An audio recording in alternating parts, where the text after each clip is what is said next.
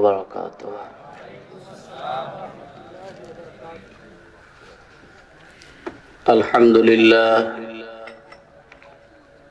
अल्हम्दुलिल्लाह नहमदुहु व नस्तईनुहु व नस्तगफिरुहु व नु'मिनु बिही व नतवक्कलु अलैहि व नऊदु बिल्लाहि मिन शुरूरि अंफुसिना व मिन सय्यिआति अअमालिना। मन यहदिहिल्लाहु फला मुदिल्ल लहु व मन युद्लिल्हु फला हादिय लहु। व नशहदु अन ला इलाहा इल्लल्लाहु वहदहु ला शरीक लहु। ونشهد أن سيدنا ونبينا وشفيعنا وحبيبنا ومولانا محمدا عبده ورسوله الذي أرسله بالحق بشيرا ونذيرا وداعيا إلى الله بإذنه وسراجا منيرا. أما بعد فقد قال الله تعالى في كلامه المجيد وفرقانه الحميد. أعوذ بالله من الشيطان الرجيم. بسم الله الرحمن الرحيم. إنما المؤمنون الذين إذا ذكر الله وجلت قلوبهم وإذا تليت عليهم آياته زادتهم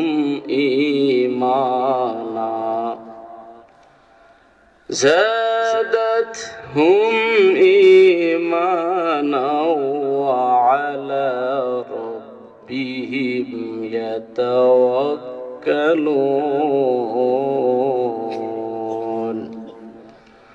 صدق الله العظيم.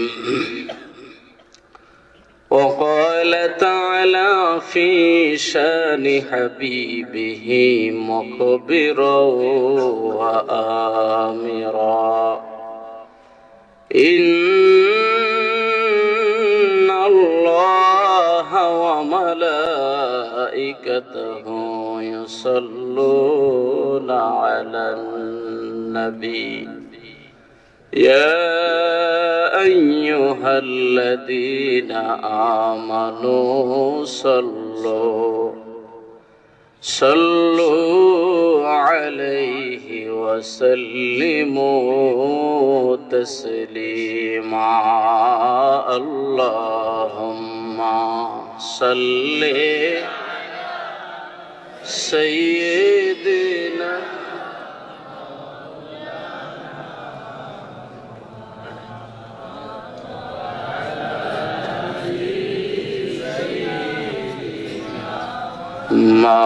مولانا محمد.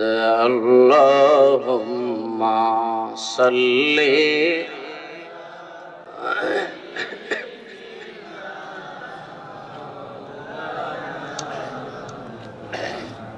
وعلى سيدنا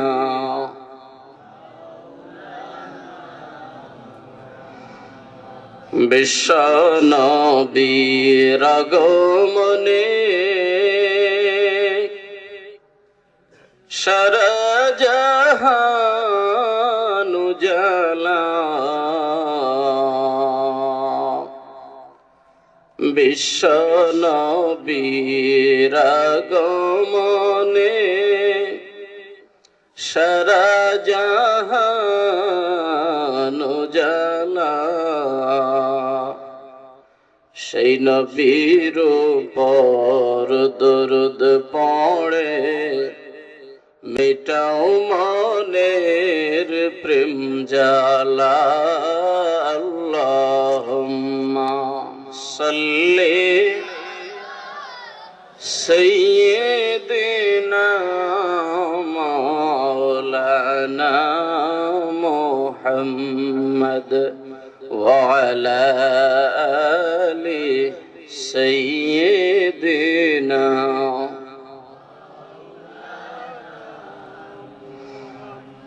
লা ইলাহা ইল্লাল্লাহ, লা ইলাহা। আশেপাশে যে ভাইরা দাঁড়িয়ে আছেন, আপনাদেরও কষ্ট হইতেছে, দেখতেও ভালো লাগে না। অল্প একটু সময়, আমি এসেই সময় জেনেছি যে অতি অল্প সময়ই আর মাত্র বাকি আছে, আপনাদেরকে বেশি কষ্ট দেওয়া হবে না। অল্প একটু সময়ের জন্য আমরা কষ্ট না নিলে যদি সবাই বসে যাইতেন খুব খুশি হইতাম। সাইডে যারা ঘোরাফেরা করতেছেন অল্প একটু সময়ের জন্য ভাই, আসতে অনেক দেরি হয়ে গেছে, আপনাদের কাছে ক্ষমা চেয়ে নিতেছি। কাজেই বেশি কষ্ট আমি আপনাদেরকে দিব না, সময় আমাকে বলে দেওয়া হয়েছে, আপনারা বসে যান। লা ইলাহা লা ইলাহা ইল্লাল্লাহ। পিছনে যে ভাইরা একটু সামনের দিকে আসেন, কাছাকাছি আসলে ভালো লাগবে। একেবারে ছোট ভাই পিছনে যারা, সামনের দিকে, এই যে মাঝে মাঝে গেব আছে। ইল্লাল্লাহ লা ইলাহা ইল্লাল্লাহ, লা ইলাহা হাসবি রব্বি জাল্লাল্লাহ, মা ফি কলবি গায়রুল্লাহ। হাসবি মা ফি কলবি গায়রুল্লাহ। নূর মুহাম্মদ সাল্লাল্লাহু লা ইল্লাল্লাহ, সুবহানাল্লাহ ওয়ালহামদুলিল্লাহ, লা ইলাহা ইল্লাল্লাহ, লা ইল্লাল্লাহু লা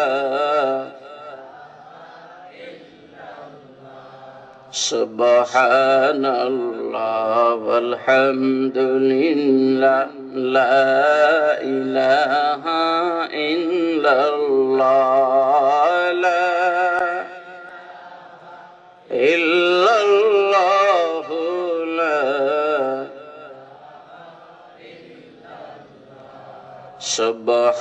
সুবহানাল্লাহ।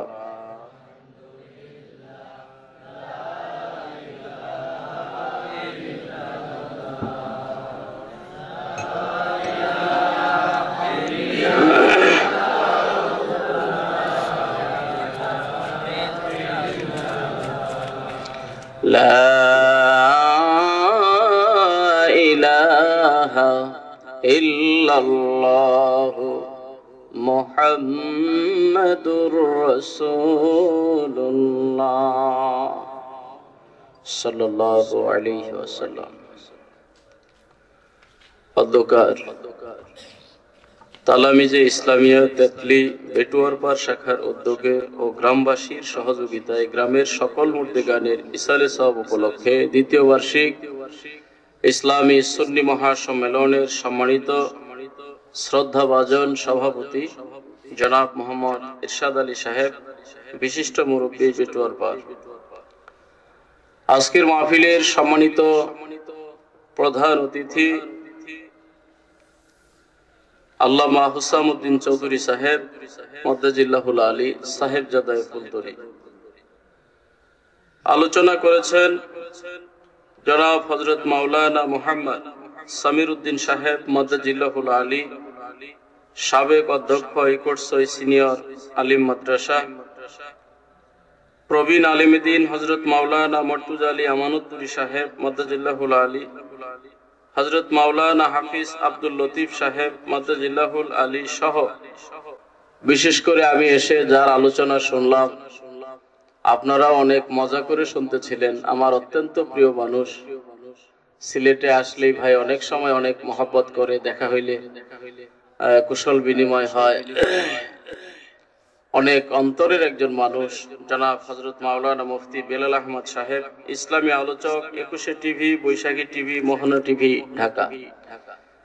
তো ভাই সম্মানিত হাজিরিন, উপস্থিত আছেন অত্র এলাকার মাথার মুকুট সমতুল্য পরম শ্রদ্ধেয় উলামায়ে কেরাম, বহু দূর দূরান্ত থেকে আগত আমার যুবক ভাইরা, স্নেহের ছোট ভাইরা, পর্দার আড়ালে বাড়িতে অবস্থান করে ওয়াজ শুনতে থাকা আমার মা বোনেরা, সকলের প্রতি আন্তরিক মোবারকবাদ। আমরা সকলে মিলে সেই মহান আল্লাহ সুবহানাহু ওয়া তাআলার দরবারে শুকরিয়া আদায় করি যে রব্বুল আলামিন আমাদেরকে এই কনকনে শীতের রাত উপেক্ষা করে রাত্রি 11টা, মোটামুটি এখন অনেক লম্বা সময়, এ পর্যন্ত আমাদেরকে ধৈর্য সহকারে বসে থাকার তৌফিকটুকু যে আল্লাহ দান করেছেন, সেই রব্বুল আলামিনের দরবারে শুকরিয়া জানিয়ে সকলে একবার বলি আলহামদুলিল্লাহ। আপনাদের কি বেশি কষ্ট হইতেছে?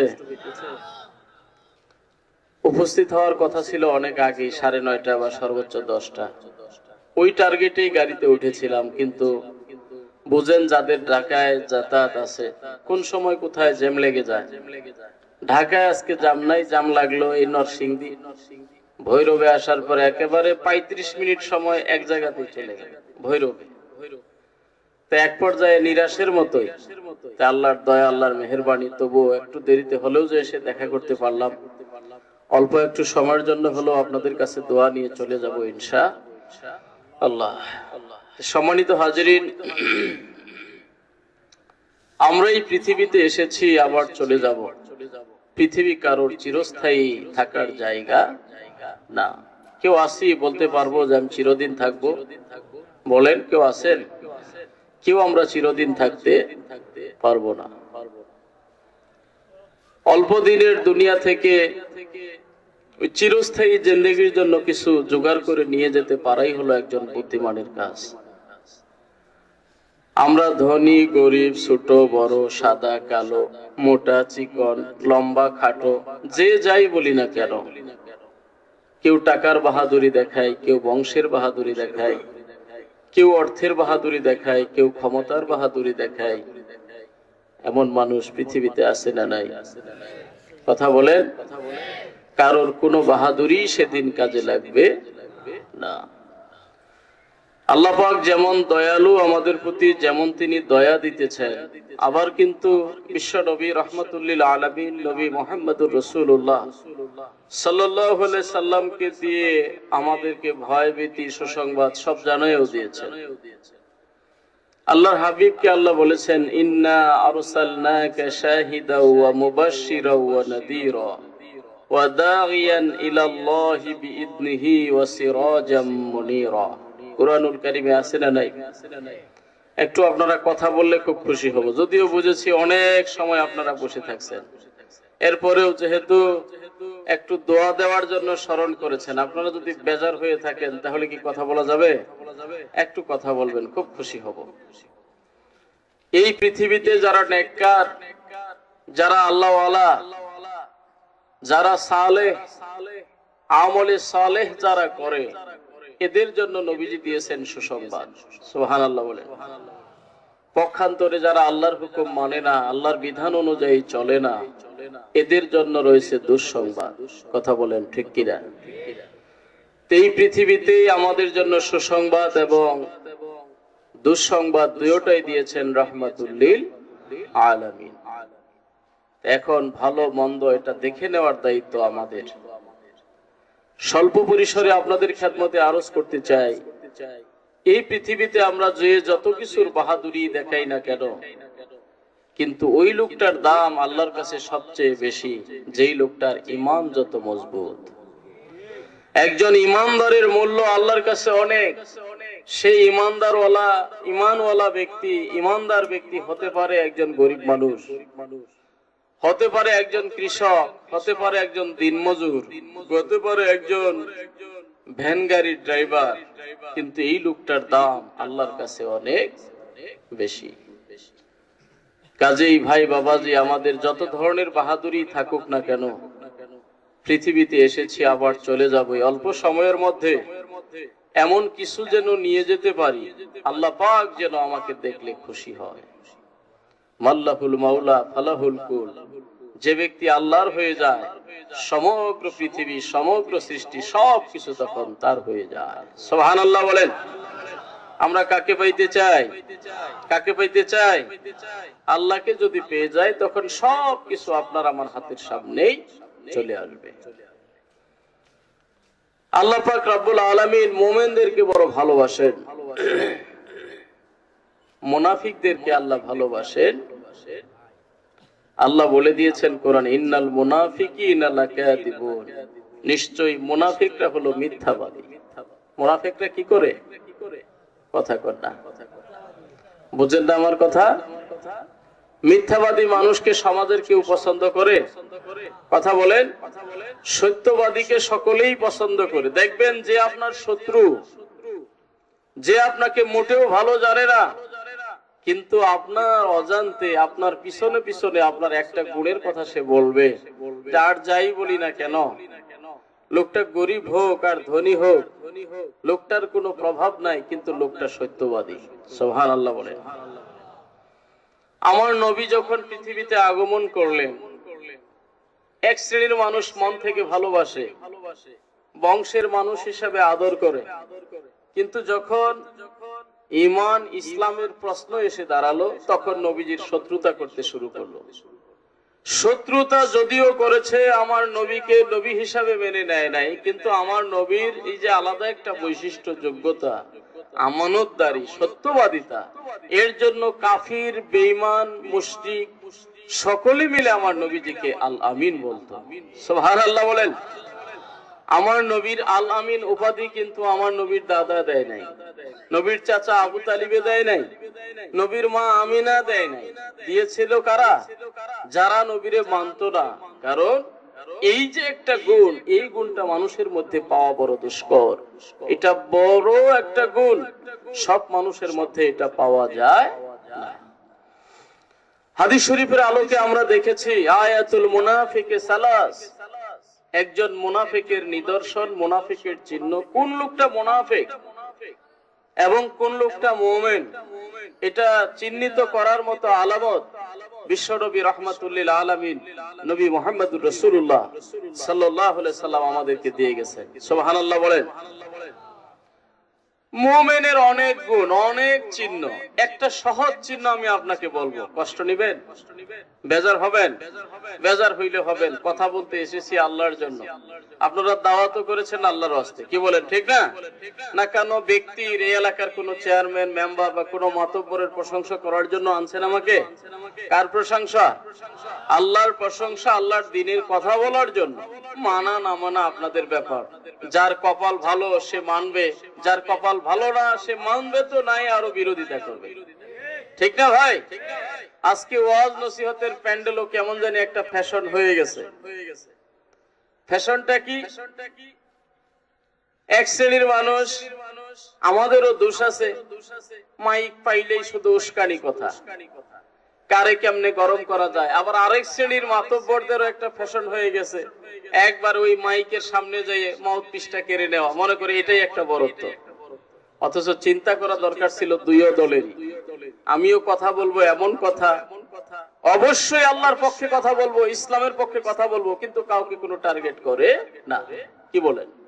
যদি একজনের ব্রেন ভালো থাকে, আল্লাহ যদি বিবেক দিয়ে থাকে, আমার কথার মধ্য দিয়েই সে শিক্ষা নিয়ে নিবে। নাম ধরে অযথা গালি গালাস, কারোর জন্য উস্কানি, কাউকে বেজার করা, কাউকে খুশি করা, এগুলো তো আমাদের দরকার নেই। কি বলেন, ঠিক কিনা? কথা বলবো আল্লাহর জন্য, আল্লাহর কথা বলতে যাইয়া, দিনের কথা বলতে যাইয়া, ইসলামের কথা বলতে যাইয়া যদি একজনের গায়ে লাগে, সেটা ভিন্ন ব্যাপার। কিন্তু কাউকে টার্গেট করে অমুক দলের লোক খারাপ, অমুক দলের লোক ভালো, এগুলো তো আমার বলার দরকার নাই। এই বাংলাদেশে যারা বিএনপি করে, এই বাংলাদেশে যারা আওয়ামী লীগ করে, বা আরো যত দল আছে, সবাই তো আমাদের ভাই। কথা বলেন না? সবাই আমরা মুসলমান। কারোর আমলের ত্রুটি আছে, কারোর বুঝ কম, কারোর বুঝ বেশি, যার বুঝ নাই, দিনের এলেম যার ভিতরে নাই, আমাদের দায়িত্বই তো সেটা তাদের কাছে এলেমটা পৌঁছায় দেওয়া, ইসলামের মেসেজটা তাদের কাছে পৌঁছায় দেওয়া। ভাই, এটা জায়েজ, এটা নাজায়েজ, এটা হালাল, এটা হারাম, এটা চলে, এটা চলে না, এটাকে শরীয়ত অনুমোদন দিয়েছে, এটাকে শরীয়ত অনুমোদন দেয় নাই, এর বাহিরে আমাদের করার কিছু। আমার নবী খুব মহব্বত করে চাচা আবু তালিবের ব্যাপারে রাসূল পাক সাল্লাল্লাহু আলাইহি সাল্লামের কাছে, আল্লাহ পাক রব্বুল আলামিনের কাছে আবেদন করেছিলেন, আল্লাহ আপনি তাকে মুসলমান বানায় দেন। আবু তালিবের কানে কানেও যেয়ে বলেছিলেন, চাচা আপনি আমার কানে কানে শুধু শোনায় দেন কালিমাটা, তাহলে আমি আপনাকে মুসলমান হিসাবে ধরে নিব। কিন্তু তিনি কি জবাব দিয়েছিলেন? এটা সম্ভব? এটা আমার বংশের লোকেরা আমাকে কলঙ্কিত করবে যে এতদিন তুমি একটা মত ও পথের উপরে ছিলে, শেষ দিকে তুমি কি বলে গেলে। কিন্তু মূলত হিদায়াতের চাবিটা যে আল্লাহর কাছে। কথা বলেন না? কার কাছে? আল্লাহ রাব্বুল আলামিন হাবিবকে জানিয়ে দিলেন, হাবিব আপনার মন চাইলে আপনি কাউকে হিদায়াত দিবেন, আপনি পারবেন না, পারবেন না। আপনার কাজ হলো দাওয়াত দেওয়া, আপনার কাজ হলো আমার কোরআনের বাণী মানুষের কাছে পৌঁছায় দেওয়া। হিদায়াতের দায়িত্ব তো আমি আল্লাহর হাতে। হিদায়াত কার হাতে? হিদায়াত একজন দায়ীর কাজ হলো, আমার রাসূলই যদি একজনকে হিদায়াত দিতে না পারে, রাসূলের হাতেই যদি হিদায়াত না থাকে, আমরা কি? কথা বলে, রাসূলের কাজ ছিল দাওয়াত দেওয়া, রাসূলের কাজ ছিল কোরআন মানুষের কাছে পৌঁছায় দেওয়া। হিদায়াতের দায়িত্ব তো আল্লাহর হাতে। আমরাও কেউ কেউ বাড়াবাড়ি করি, একজনকে ধরলে আর ছাড়ি না, তোরে মুসলমান বানাই ছাড়বো। এটা আমাদেরকে ইসলাম অনুমোদন দেয় নাই। আবার ওই ভাইদেরকেও আমরা ধিক্কার জানাই, ঘৃণা করি। ইসলামের দৃষ্টিতে একজন আলেম দ্বীন কথা বলতে থাকবে কোরআন সুন্নাহর কথা, আর আপনি যদি এটা একটা ফ্যাশন মনে করেন যে বাধা দেওয়া এখন একটা সিস্টেম, আলেমের মুখ থেকে মাইক কেড়ে নেন, এটাও যে আপনি খুব ভালো কাজ করলেন তা আমরা বলতে পারি না। ঠিক আছে কথা ভাই? যদি ভুল কিছু বলা হয়, ভুল কোনো ইনফরমেশন, ভুল কোনো মেসেজ আপনার কাছে যায়, হ্যাঁ আপনার মিটিং শেষ হোক, মাহফিল শেষ হোক, আমাকে এক ঘরে বসান, বসাই হুজুর কথা যে বললেন এটা কোন জায়গায় পাইছেন দলিল দিয়ে যান। কি বলেন, ঠিক না ভাই? তাহলে একজন আলেমে দ্বীনকে আপনি ইজ্জত করা হলো। একজন আলেমকে ইজ্জত করা মানে কি একজন নবীকে ইজ্জত করা। সুবহানাল্লাহ বলেন না? এই পৃথিবীতে নবী রাসূলগণ ওয়ারিস হিসাবে কিছুই রেখে যান নাই, দিনার দিরহাম টাকা পয়সা কিছু রেখে যান নাই, তারা রেখে গেছেন ইলম। এই ইলমে দ্বীনের অধিকারী যারা হয়, সাহেবে ইলম যারা হয়, আলেম যারা হয়, আমার নবীজি বলেছে ওই সমস্ত আলেমরা হলো আমি নবীর ওয়ারিস। সুবহানাল্লাহ বলেন। আলেমরা কার ওয়ারিস? তাহলে আলেমকে কষ্ট দিলে নবীকে কষ্ট দেওয়া হয়। কথা বলেন ঠিক না? বুঝে শুনে কাজ করবেন। আপনার মসজিদের খতিব সাহেব জুমার নামাজ যিনি আদায় করে, প্রত্যেক জুমায় একটা একটা সাবজেক্টের উপরে কথা বলে। একদিন যদি আপনার মতের বিরুদ্ধে কথা চলেই যায়, সুদের কথা বলছে আপনি সুদ খান, ইমাম সাহেব ঘুষের কথা বলেছে আপনি ঘুষ খান, ইমাম সাহেব বলেছে পর্দা ইসলামে ফরজ, নিজের মেয়ে, নিজের বিবি, নিজের মায়েকে পর্দার বাহিরে দেওয়া যাবে না, আপনার গায়ে লেগে গেছে। আপনি হারামের সঙ্গে লেনদেন আছে, হারামের সঙ্গে উঠা বসা, মসজিদের খতিব সাহেব বলেছে হারামের বিরুদ্ধে, আপনার গায়ে লেগে গেছে। আল্লাহর কসম করে বলি ভাই রে, আপনার গায়ে লাগার কারণেই যদি আপনি ইমাম সাহেবের বিরোধিতা করতে শুরু করে দেন, আপনার মতের বিরুদ্ধে যাওয়ার কারণেই যদি আপনি খতিব সাহেবের বিরুদ্ধে কথা বলতে শুরু করে দেন, আপনার হয়তো ক্ষমতা আছে, এই গ্রামে আপনার উপর দিয়ে কথা বলার মতো সাহসী কোনো ব্যক্তি নাই, কিন্তু আমার ওই রব্বে করিম, আমার আল্লাহ, সমস্ত জগতের যিনি পালনেওয়ালা, তোমার আমার আর কি ক্ষমতা আছে? যিনি ওই সমুদ্রের নিচের মাছটারেও লালন পালন করে, আকাশের মধ্যে উড়ন্ত পরন্দা গুলারেও যিনি লালন পালন করে, ওই রব আবার একটা মেসেজ দিয়েছে, ইন্না বাতশা রাব্বিকা লাশাদীদ। রে পৃথিবীর মানুষ, তোমরা জেনে রেখো, নিশ্চয় নিশ্চয় নিশ্চয় তোমার রবের ধরা বড় শক্ত। তিনি যেদিন ধরবে, সারানোর মতো ক্ষমতা কারোর থাকবে না। ঠিক না বে ঠিক ভাই? ঠিক বে ঠিক একটু বলবেন, আমি খুশি হব। নিশ্চয়ই তোমার রবের ধরা বড় শক্ত। উনি যেদিন ধরবে, আল্লাহ কাউকে ছেড়ে দেন না, আল্লাহ ছাড় দেন। কথা বলেন, আল্লাহ ছাড় দেন, ছাড় দেন। যে তুমি দেখি সকালে অপরাধ করেছো, দুপুরে ফিরে আসো কিনা, দুপুরে অপরাধ করেছো আবার সন্ধ্যায় ফিরে আসো কিনা। আমার আল্লাহ তো রহমান, আমার আল্লাহ তো রহিম। বান্দা যদি রাতে অপরাধ করে সকালে ফিরে আসে কিনা, আমার আল্লাহ সময় দেন, ছাড় দেন। কিন্তু যদি দেখা যায় নিষ্ঠুর এটা বেঈমান, অন্তরটা পাথরের চেয়েও শক্ত হয়ে গেছে, সকালেও গুনাহ, দুপুরেও গুনাহ, বিকালেও গুনাহ, রাতেও গুনাহ, একদিনও গুনাহ, 2 দিনও গুনাহ, 30 দিনও গুনাহ, 365 দিন শুধু গুনাহ, জীবনে যতদিন পায় খালি গুনার গুনাহ। ওই নিষ্ঠুর কাফির বেদিন বেঈমান রে আমার আল্লাহ কিন্তু ছেড়ে দেয় না। দুনিয়াতেও ধরে, পরকালে তো আছেই। কথা বলেন ঠিক কিনা ভাই? এই জন্য ইমানদারের খুব সংক্ষেপে একটা পরিচয় আপনাদের কাছে আমি সাবমিট করতে চাই। আমার নবীজি বলেছেন, সমাজের যেই মানুষটাকে তুমি মসজিদে যেতে দেখো, সুবহানাল্লাহ বলেন, এটা কি মসজিদ। আলহামদুলিল্লাহ, সুন্দর একটা জায়গার মধ্যে আজকে আমরা বসেছি। মসজিদের সামনে এই মাঠটা সব সময় পবিত্র থাকে। কথা বলেন, কোন কোন জায়গায় আমরা প্যান্ডেল করি, হয়তো 2 দিন আগে দেখা যায় খবর নিল ওখানে গান হয়েছে, কথা কর, ঠিক না? বা গরু ছাগল সেখানে সব সময় চড়ে, গরু ছাগলের পেশাব পায়খানা সেখানে পড়ে, কিন্তু মসজিদের মাঠ এটা সব সময় পবিত্র। সুবহানাল্লাহ বলেন না? এই পৃথিবীর মধ্যে সবচেয়ে উত্তম জায়গা হলো মসজিদ। বিশ্ব নবী রাহমাতুল লিল আলামিন নবী মুহাম্মদুর রাসূলুল্লাহ সাল্লাল্লাহু আলাইহি সাল্লাম হাদিস শরীফ ইরশাদ ফরমান, আহাব্বুল বিলাদি ইলাল্লাহি মাসাজিদুহা ওয়া আবগাদুল বিলাদি ইলাল্লাহি আসওয়াকুহা। পৃথিবীর মধ্যে সবচেয়ে উত্তম জায়গা হলো আল্লাহর ঘর, মসজিদ। কোন ঘর? আল্লাহর ঘর।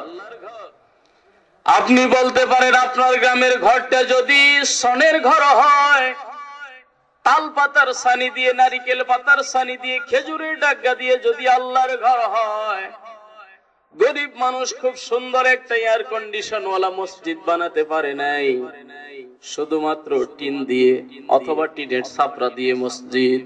যেই মানেরই মসজিদ হোক না কেন, আল্লাহর বান্দারা যেখানে সিজদা দেয়, নামাজ আদায় করে, ওই ঘরটার দাম পৃথিবীর সব ঘরের চাইতে বেশি।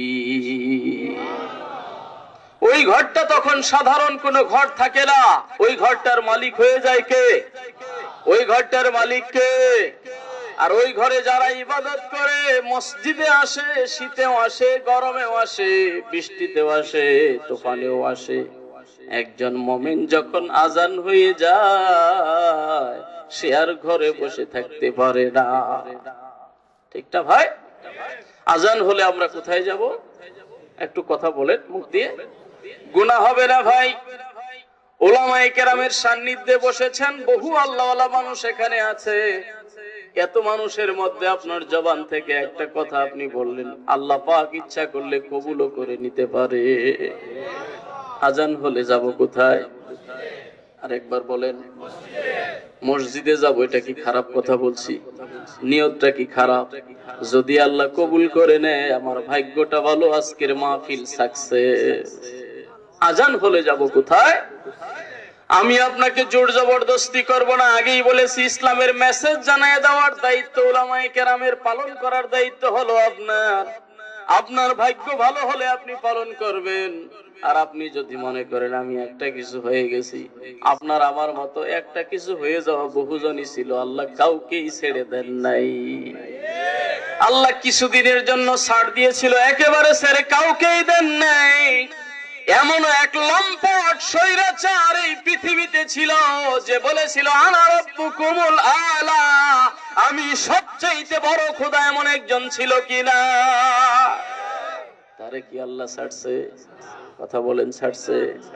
কাউকে আল্লাহ ছেড়ে দেন না। শুধু দেখেন, হয়তো আমরা যারা মুমিন মুসলমান মনে একটু কষ্ট থাকতে পারে, যাহার এত অত্যাচার আমাদের উপরে, আমরা কিছু বললেই শুধু দোষী, উলামায়ে কেরাম কিছু বললেই শুধু দোষী। আল্লাহ কি দেখে না? হ্যাঁ, আল্লাহ দেখতেছে, আল্লাহ দেখতেছে। মুমিনকে ধৈর্যের সাথে আগাইতে হবে, পাগলামি করা যাবে না, জঙ্গিবাদী করা যাবে না, জঙ্গির আকারে আক্রমণ করা যাবে না, বোমা ফাটানো যাবে না। ওয়াস্তাইনু বিসসবরি ওয়াসসালাহ, তোমরা সাহায্য প্রার্থনা করো ধৈর্যের সাথে নামাজের মাধ্যমে। সুবহানাল্লাহ বলেন। আল্লাহর নবী, আল্লাহর নবীর সাহাবীদের উপরে কোনো মুসিবত আসলে তারা চিন্তিত হতেন না, বিচলিত হতেন না, জঙ্গির কায়দায় সামনে আক্রমণ করতেন না। আল্লাহর নবী সাহাবীদেরকে বলতেন, আমার সাহাবীরা রে, তোমরা বিপদ দেখেছো, নামাজে দাঁড়িয়ে যাও, নামাজে দাঁড়িয়ে যাও, দুফুটো চোখের পানি ফেলে দাও। আল্লাহ কোন সময় কবুল করে বলা যায়? মুসিবত দেখলে ভাই ওযু করে নাই, নামাজটা নিয়ে 2 রাকাত নফল নামাজ পড়বো, সালাতুল হাজত পড়ে দাঁড়িয়ে যাব আল্লাহর কাছে। আল্লাহ পাক এখনো আছে কিনা? কথা বলেন, আছে কিনা? আল্লাহ পাক অতীতেও ছিলেন, এখনো আছেন, ভবিষ্যতেও থাকবেন, যার ক্ষমতার মধ্যে কোনো লয় নাই, কোনো ক্ষয় নাই।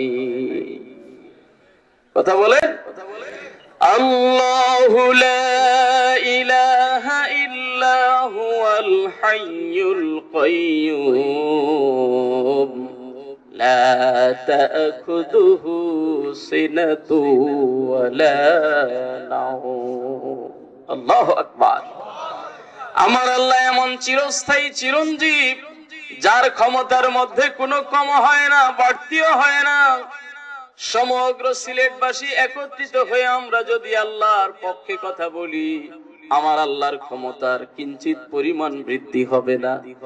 আবার সিলেট কেন, সমগ্র বাংলার মানুষ এক হয়ে যদি আমার আল্লাহর বিরোধিতা করি, আমার আল্লাহর ক্ষমতার কোনো কমতি হবে না। কথা বলেন। আল্লাহ যেমন ছিলেন তেমনই আছেন, তেমনই থাকবেন।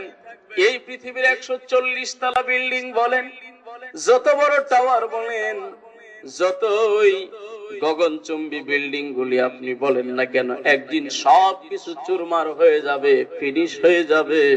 একমাত্র থাকবে আমার আল্লাহ, একমাত্র থাকবে। কাজেই মানুষ কেন এত বাহাদুরি করো, কেন তোমার এত তাকাব্বুরি, কেন তোমার এত অহংকার? আমার আল্লাহ পৃথিবীর মানুষের তার ছোট্টবেলার অবস্থাটা মায়ের পেট থেকে যখন বের হয়, সেই অবস্থাটা আমার আল্লাহ কোরআনে স্মরণ করাইয়া দেয়। মানুষ রে, তুমি কি ছিলে? আল্লাহু আখরাজাকুম মিন বুতুনি উম্মাহাতিকুম লা তা'লামুনা শাইআ। তুমি যখন পৃথিবীতে এসেছিলে, তুমি তো কিছুই জানতে না। কথা বলে ঠিক কিনা? আপনি আমি এসেই বলছিলাম যে আমাকে 1 প্লেট ভাত দাও, কথা কর না। কেউ বলছিলেন?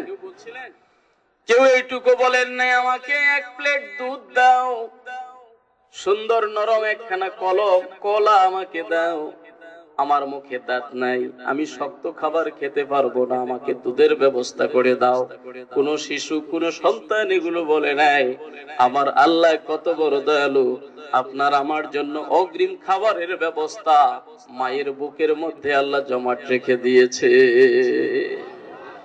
সেই আল্লাহ পৃথিবীর মানুষকে যখন সে অহংকার করে, যখন শুধু বলে হিয়া করেঙ্গা হুয়া করেঙ্গা, তখন আল্লাহ স্মরণ করায় দেয় তুমি কি ছিলে, তোমার পিছনের দিকে তুমি একটু তাকাও। সূরাতুল আলাকের মধ্যে আমার আল্লাহ বলে দেয়, কি বলেছেন?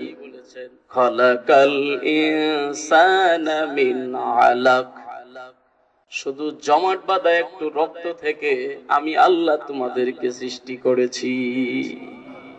কি ছিলাম আপনি আমি? কেন এত অহংকার, কেন এত বাহাদুরি? কিছুই ছিলাম না।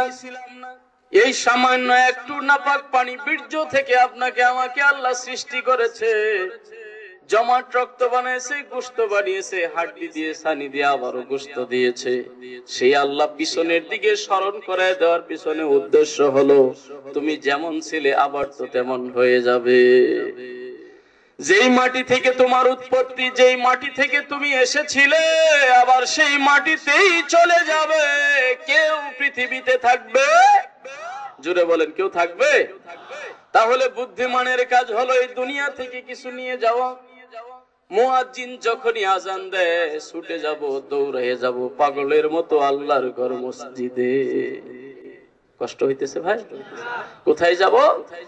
মসজিদ হলো পৃথিবীর সবচেয়ে শ্রেষ্ঠ জায়গা। তা আমার নবী ইমানদারের একটা পরিচয় এটা দিয়েছেন, তোমরা যদি কাউকে মসজিদে যেতে আসতে দেখো ফাস্তাশহাদু বিল ঈমান, ওই লোকটার ব্যাপারে সাক্ষী দাও লোকটা ইমানদার। সুবহানাল্লাহ বলেন না? ইমানদারের পরিচয় কি? কোথায় যাবে? আওয়াজ দিয়ে বলেন বাবা, কোথায় যাবে? মসজিদে যার যাতায়াত বেশি তার ঈমানও বেশি। সুবহানাল্লাহ। আরো বহু পরিচয় আছে। আমি যে আয়াতখানা আপনাদের সামনে তিলাওয়াত করেছি, আল্লাহ পাক তিনটা গুণের কথা বলছে। সময় হলে বলবো, আর তা না হলে আপনাদের সঙ্গে দোয়া করে চলে যাব ইনশাআল্লাহ।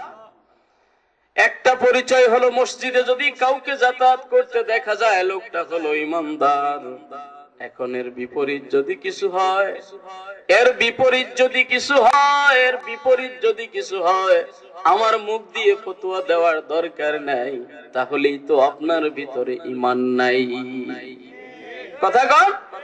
এর বিপরীত কিছু হইলেই ঈমান চলে গেছে। ঈমানের চিহ্নই হলো লোকটা যাতায়াত করবে মসজিদে। মসজিদে যাইয়া কেউ গান গায় না, মসজিদে যায় কেউ রংবাজি করে না, মসজিদে যায় কেউ চাঁদাবাজি করে না, মসজিদে যায় কেউ সন্ত্রাসী করে না, মসজিদে যায় কেউ মদ খায় না, মসজিদে যায় কেউ বিড়ি খায় না, মসজিদে যায় কেউ হেরোইন সেবন করে না। জোরে কন্ট্রিক কেনা।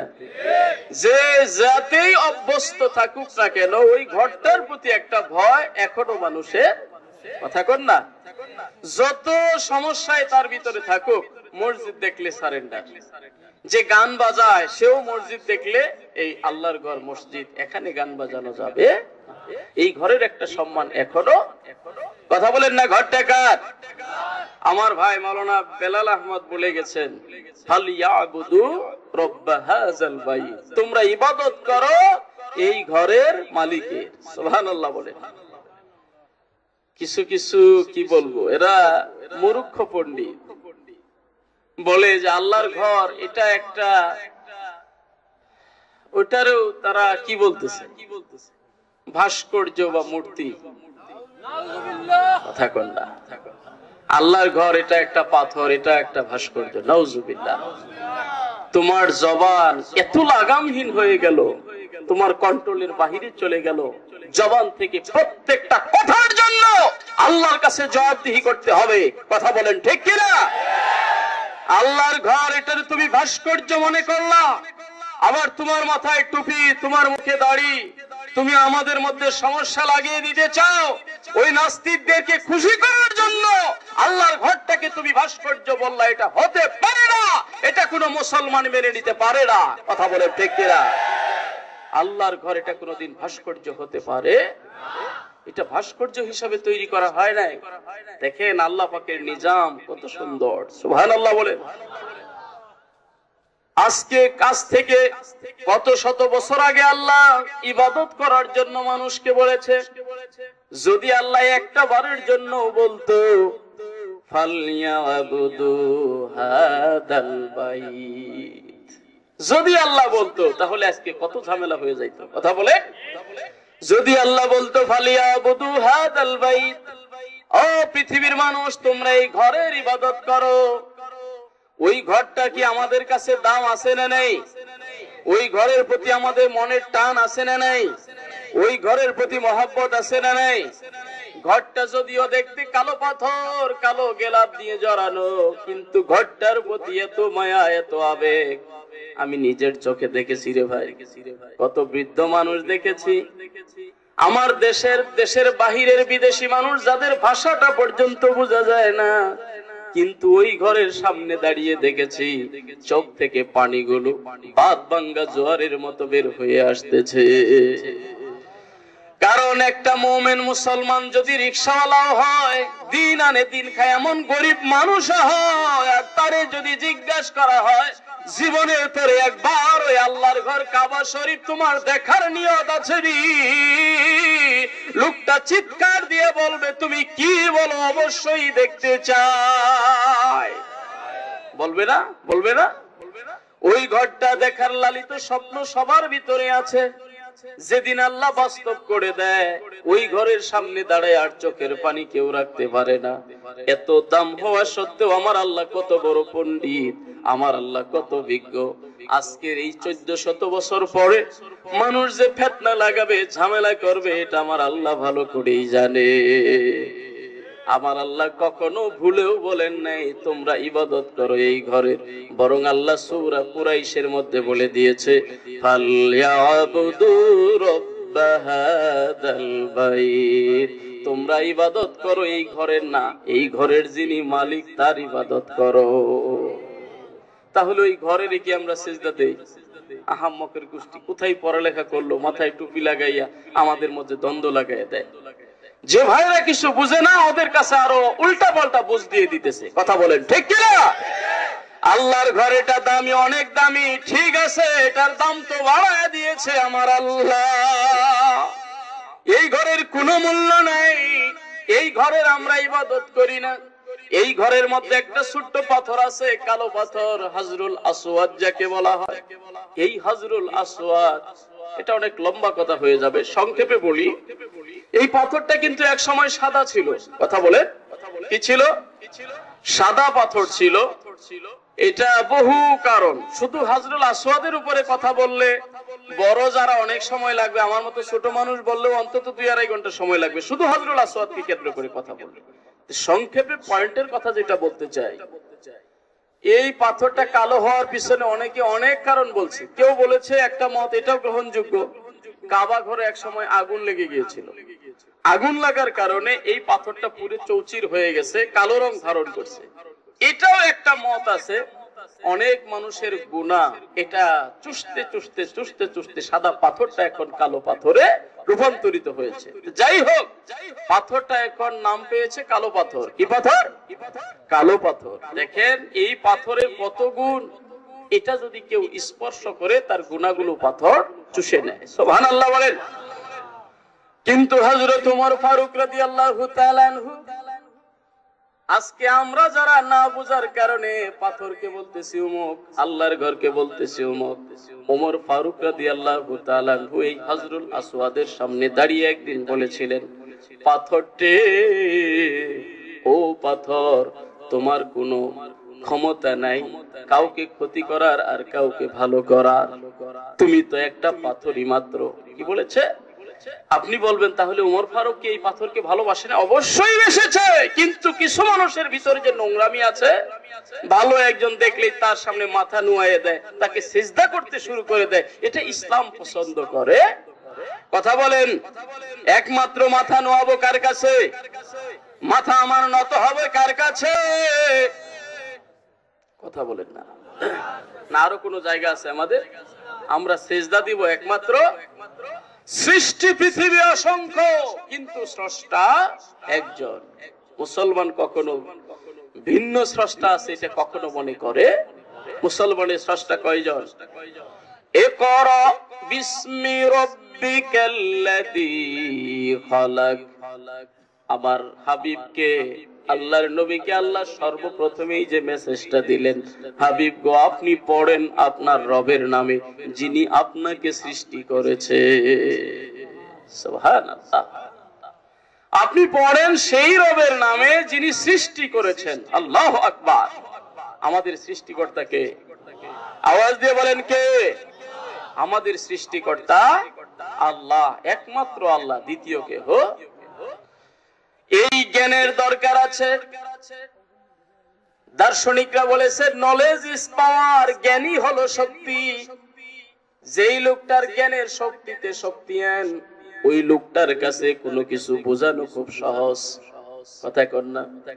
আর যেই লোকটা জ্ঞান নাই, এলেম নাই, বিদ্যা বুদ্ধি কিছুই নাই, ওই আহাম্মককে বোঝানো বড় কঠিন, কথা বলেন? যার ভিতরে এলেম আছে তাকে বোঝানো সহজ। হাজরুল আসওয়াদ একটা পাথর মাত্র। উমর ফারুক রাদিয়াল্লাহু তাআলা আনহু পাথরের সামনে দাঁড়িয়ে বললেন, পাথর রে, তোমার কোনো ক্ষমতা নাই ভালো করার মন্দ করার, তবে আমি তোমারে সম্মান করি। সুবহানাল্লাহ বলেন। আগের কথাটুকুর উদ্দেশ্য ছিল কেউ যেন এটারে আবার দ্বিতীয় কিছু মনে না করে। পাথরের কাছে যায় যেন বলে না, আল্লাহ ও পাথর তুমি আমার এটা ছেলে দাও। বুঝতে পারছেন কাহিনীটা? উমর ফারুক রাদিয়াল্লাহু তাআলার টার্গেট ছিল এদিকে, ও পাথর তুমি আমাকে 2 কেজি চাউল দাও, ও পাথর তুমি আমারে বড় বড় সুস্বাদু খাবারগুলোর ব্যবস্থা করে দাও। পাথরের এমন কোনো ক্ষমতা নাই, তবে পাথর রে আমি তোমারে সম্মান করি। কারণ কি? আমি দেখেছি আমার রাসূল তোমারে সম্মান করে। সুবহানাল্লাহ বলেন না? আমি যদি আল্লাহ রাসূলকে না দেখতাম, তিনি হাত স্পর্শ করেন নাই, তিনি চুমা দেন নাই, যদি এটা না দেখতাম আমিও স্পর্শ করতাম না, আমিও কখনোই চুমা দিতাম না। তোমাকে স্পর্শ করি, তুমি পাথর রে চুমা দেই, একটা মাত্র কারণে আমার রাসূল তোমারে চুমা দিয়েছে। তাহলে সম্মানও করা হলো, আবার যে অতি ভক্তির একটা ব্যাপার আছে সেটাও ডিনাই করা হলো, কথা বলেন ঠিক কিনা? পাথরের কোনো ক্ষমতা নেই। আল্লাহর ঘর কাবা শরীফ, ওটা পাথরে নির্মিত, রড সিমেন্ট সুরকি দিয়ে তৈরি, ওই ঘরের কোনো দাম নাই, এই দামটা বাড়িয়ে দিয়েছে আমার আল্লাহ। আর একটু পিছনে চলে যাই, বুঝতে সহজ হবে। সাইয়্যিদিনা আমাদের আদি পিতা হযরতে আদম আলাইহিস সালাতু সালামকে সৃষ্টি করার পরে আল্লাহ ফেরেশতাদেরকে বলল তোমরা সিজদা করো, কথা কন। মূলত টার্গেট কিন্তু আদমকে সিজদা করানো না, ওই আল্লাহর ঘরকে যেমন আল্লাহ কিবলা বানিয়েছে আমাদের জন্য, বাবা আদমকেও কিবলা বানাইয়া আল্লাহ হুকুম দিয়েছিল, আদমরে কিবলা বানাইয়া আদমরে সামনে রেখে সিজদা দাও। সিজদা আদমকে না, সিজদা হবে আমার জন্য। সুবহানাল্লাহ বলেন না? তার এটারে কেন্দ্র করে তোমার চালান না থাকার কারণে, এলেম না থাকার কারণে ভাইদের কাছে তুমি অপব্যাখ্যা করো। আল্লাহর ঘরের দাম অবশ্যই আছে, কিন্তু যিনি দাম দিয়েছে ইবাদত হবে তার। ইবাদত কার? ইবাদত কার? আল্লাহ। বুঝে না মানুষ, বুঝে না। বুঝবে এমন এক সময় যখন বুঝলে আর কাজে লাগবে না। তাহলে ইমানদারের পরিচয় কি? একটা পরিচয় হলো ইমানদার যাবে কোথায়? কথা বলেন না, কোথায় যাবে? এই ঘরেরও কোনো দাম নাই, দাম তো আল্লাহ দিয়েছে, কথা বলেন না? এখানে রুকু করা হয়, সিজদা করা হয়, আল্লাহর ইবাদত করা হয়, যার কারণে এই ঘরটার দাম বেড়ে গেছে। আমরা তো এই ঘরের ইবাদত করি না, ঘরের মালিকের ইবাদত করি। সুবহানাল্লাহ বলেন, সুবহানাল্লাহ বলেন। আমরা কোনো গাছের সিজদা দেই না, আমরা বড় কোনো নদী পেলে সিজদা দেই না, আমরা আগুন সামনে দেখলে নুয়ে পড়ি না, আগুনকে সিজদা দেই না, আমরা গাছের মালিকের সিজদা দেই, আমরা আগুনের মালিকের সিজদা দেই, পানির মালিকের সিজদা দেই। কারণ আগুন পানির কোনো ক্ষমতা নাই, আগুন পানি পরিচালিত হয় আমার আল্লাহর হুকুমে। কার হুকুমে? ইন্নাল্লাযীনা আমানু ওয়া আমিলুস সলিহাতি কানাত লাহুম জান্নাতুল ফিরদাউসি নুজুলা। জোরে বলেন মারহাবা। নিশ্চয় নিশ্চয় যারা ঈমানদার, পাশাপাশি যারা নেক আমল করে, আল্লাহ রাব্বুল আলামিন তাদের এই ঈমান এবং আমলটাকে ব্যথায় যেতে দিবেন না। তাদের আপ্যায়নের স্থল আল্লাহ বানাবে জান্নাতুল ফেরদাউস। আমরা চাই কি চাই? চাই কি চাই না? কি চাই? কথা কন না। আরে চাইলে বড়টাই চাই, ভয় পান কেন? কি চাই আমরা? সবাই বলেন জান্নাতুল। আমার নবী শিক্ষা দিয়েছে ভাই, কোনো বানোয়াট কথা বলার জন্য আসি নাই। আমার নবীজি বলেছে যা সালতুমুল্লাহ ফাসআলুহুল ফিরদাউস, তোমরা যখন আল্লাহর নিকটে চাইবে জান্নাত চাইবে, কি চাইবে? কি চাইবে? যখন তোমরা জান্নাত চাইবে ফাসআলুহুল ফিরদাউস, সবচেয়ে বড় জান্নাত, সবচেয়ে দামি জান্নাত হলো ফিরদাউস। ফিরদাউসটাই তোমরা চাইবে। কোনটা চাবো? আল্লাহর কাছে চাওয়া জায়েজ নাই? কথা কর না, জায়েজ নাই। বরং আল্লাহ এমন, মাল্লাম ইয়াসআলিল্লাহ ইয়াগদাব আলাইহি, সুবহানাল্লাহ বলেন। এত বড় দয়ালু দাতা আপনি কোথায় পাবেন? কেউ না চাইলে আল্লাহ তার প্রতি রাগ হয়, আল্লাহর কাছে বেশি বেশি চাইলে আমার আল্লাহ খুশি হয়। চাইবো কার কাছে?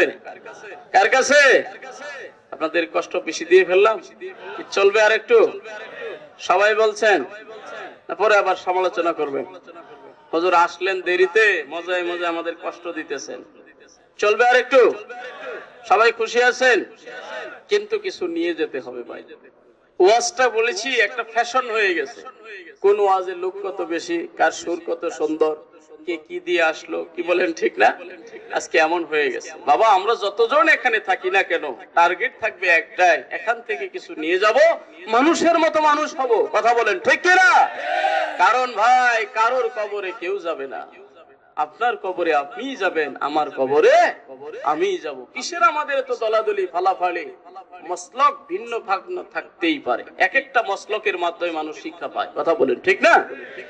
ফুলতলি মসলকের মানুষ আমরা এখানে আসি, কিন্তু ভিন্ন মসলকের কোন ভাই যদি এখানে আসে তাকে তাড়িয়ে দেওয়া যাবে? তাকে গালি দেওয়া যাবে?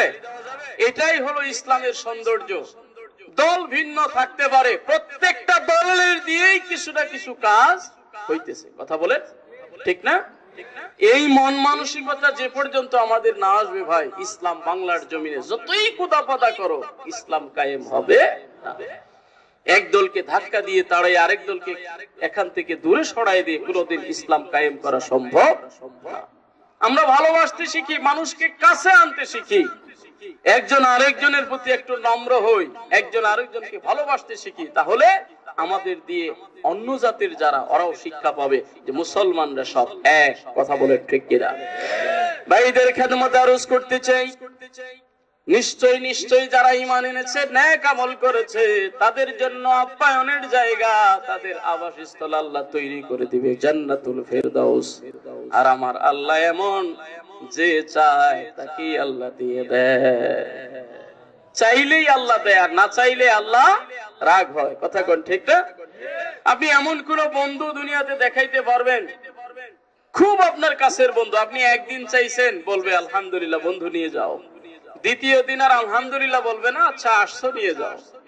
তৃতীয় দিন বলবে আমার যা সব তোমাকেই দিয়ে দিব, আমার কাছে থাকবে কি। চতুর্থ দিন ফুল মারবেন, আপনার ফোন আর রিসিভ করবে না। ঠিক না ভাই? যত কাছের মনে করেন না কেন, আপনার দলের বলেন দলের বাহিরে বলেন, কেউ আপনার ফোন আর রিসিভ করবে না। বারবার কেউ কোনো দাবি শুনতে চায়, দাবি বারবার হয় না, দাবি একবার।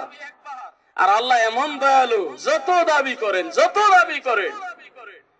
মানুষগুলো পৃথিবীর ঘুমিয়ে গেছে, গভীর রাতে আপনি উঠে ওযু করে তাহাজ্জুদের নামাজ পড়ে গুনগুন আওয়াজ দিয়ে আমার আল্লাহরে ডাকতে শুরু করে দেয়।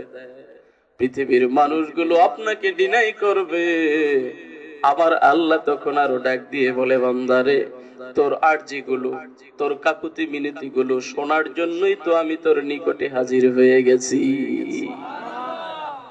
যে যত আল্লাহর কাছে বেশি চায়, আল্লাহ তার প্রতি তত খুশি হয়।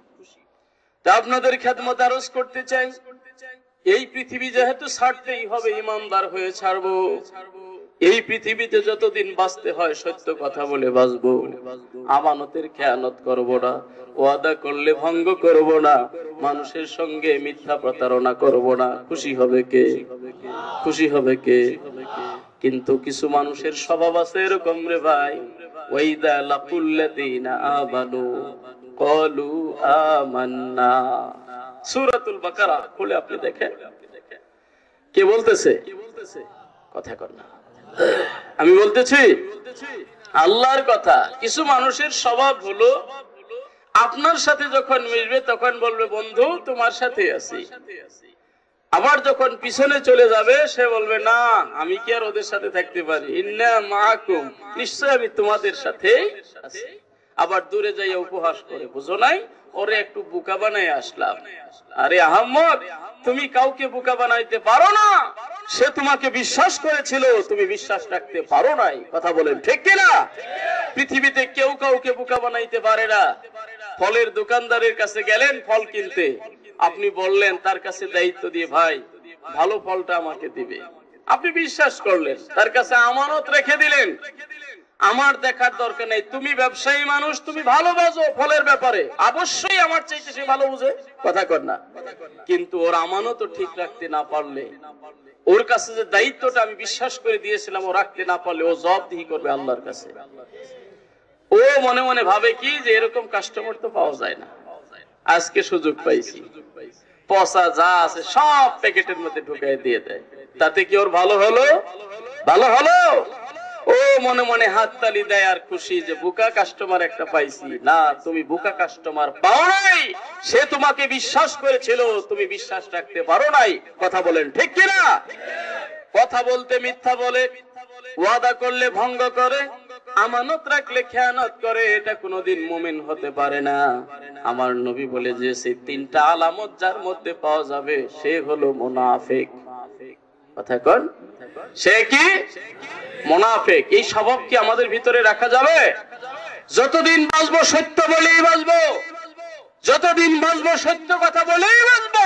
কথা বলেন ঠিক কিনা? মিথ্যা বলা যাবে, তবে মিথ্যা কথার আবার বরকত বেশি। কথা কর, বরকত বেশি না, বরকতটা লাগানো ঠিক না, মিথ্যা কথা জশ বেশি। কষ্ট হয়ে গেছে। আল্লাহ আল্লাহ, জি জি জি, আমরা শেষ করে দিব এখনই। মুরব্বী চাচা বলতেছে শ্বাস করতে আর কি, আমরা এখনই শেষ করে দিব। শেষ কথাটা বলে দেই, মুমিনের গুণ হলো সে আল্লাহর প্রতি ঈমান আনবে, মসজিদে যায় নামাজ আদায় করবে। কথা বলেন ঠিক না? আর মুনাফিক হলো কি? মিথ্যা বলবে, প্রতারণা করবে, ধোঁকা দিবে। আরেক riwayate এসেছে একটু লাগলেই মানুষকে গালি দিবে। কথা কর, একটু ঝগড়াঝাটি লাগতেই পারে, মনোমালিন্য, কথা কাটাকাটি হতেই পারে, এজন্য কি অসভ্য গালিগালাজ করতে হবে? এটা কোনো মুমিনের কাজ হতে পারে? আপনাদের খেদমতে আরজ করতে চাই, নেফাকি স্বভাব, মুনাফিকি স্বভাব আমরা আমাদের থেকে দূর করি, ভালো খাসলত গুলো আমাদের ভিতরে আনয়ন করি।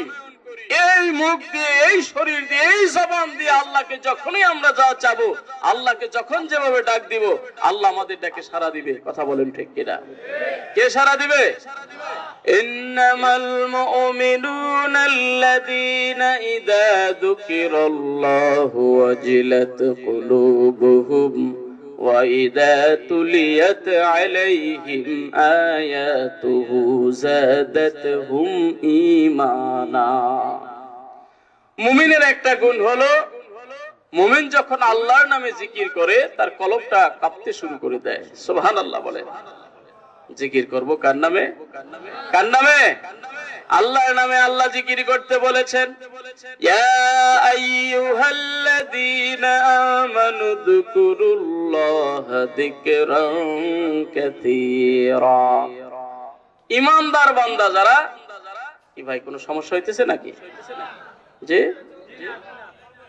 5টা মিনিটে চলবে না?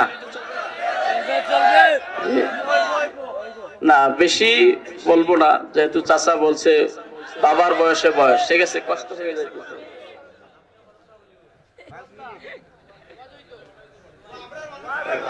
আচ্ছা, আপনি অনুমতি দিলে। আচ্ছা আচ্ছা, আলহামদুলিল্লাহ। না না না, সম্মান। আলহামদুলিল্লাহ। কারণ চাচা একটা আপত্তি জানাইছে, শারীরিক সমস্যা বৃদ্ধ মানুষ হতেই পারে, ঠিক আছে? এই জন্য আবার চাচাকে যে বাজে মন্তব্য এটাও যেন না হয়, ঠিক আছে? সম্মান পাওয়ার যিনি উনি সম্মান পাবেন। তো আলহামদুলিল্লাহ আপনাদের খেদমতে আরজ করতে চাই, আল্লাহ পাক ইমানদারদেরকে মহব্বত করে বলছে তোমরা কথা বলি না, যে যেভাবে আসি থাকি। আচ্ছা আমরা একটু আগায় বসি ভাই, যারা দাঁড়িয়ে আছে একটু জায়গা করে দিই, একটু জায়গায় আসি। লা ইলাহা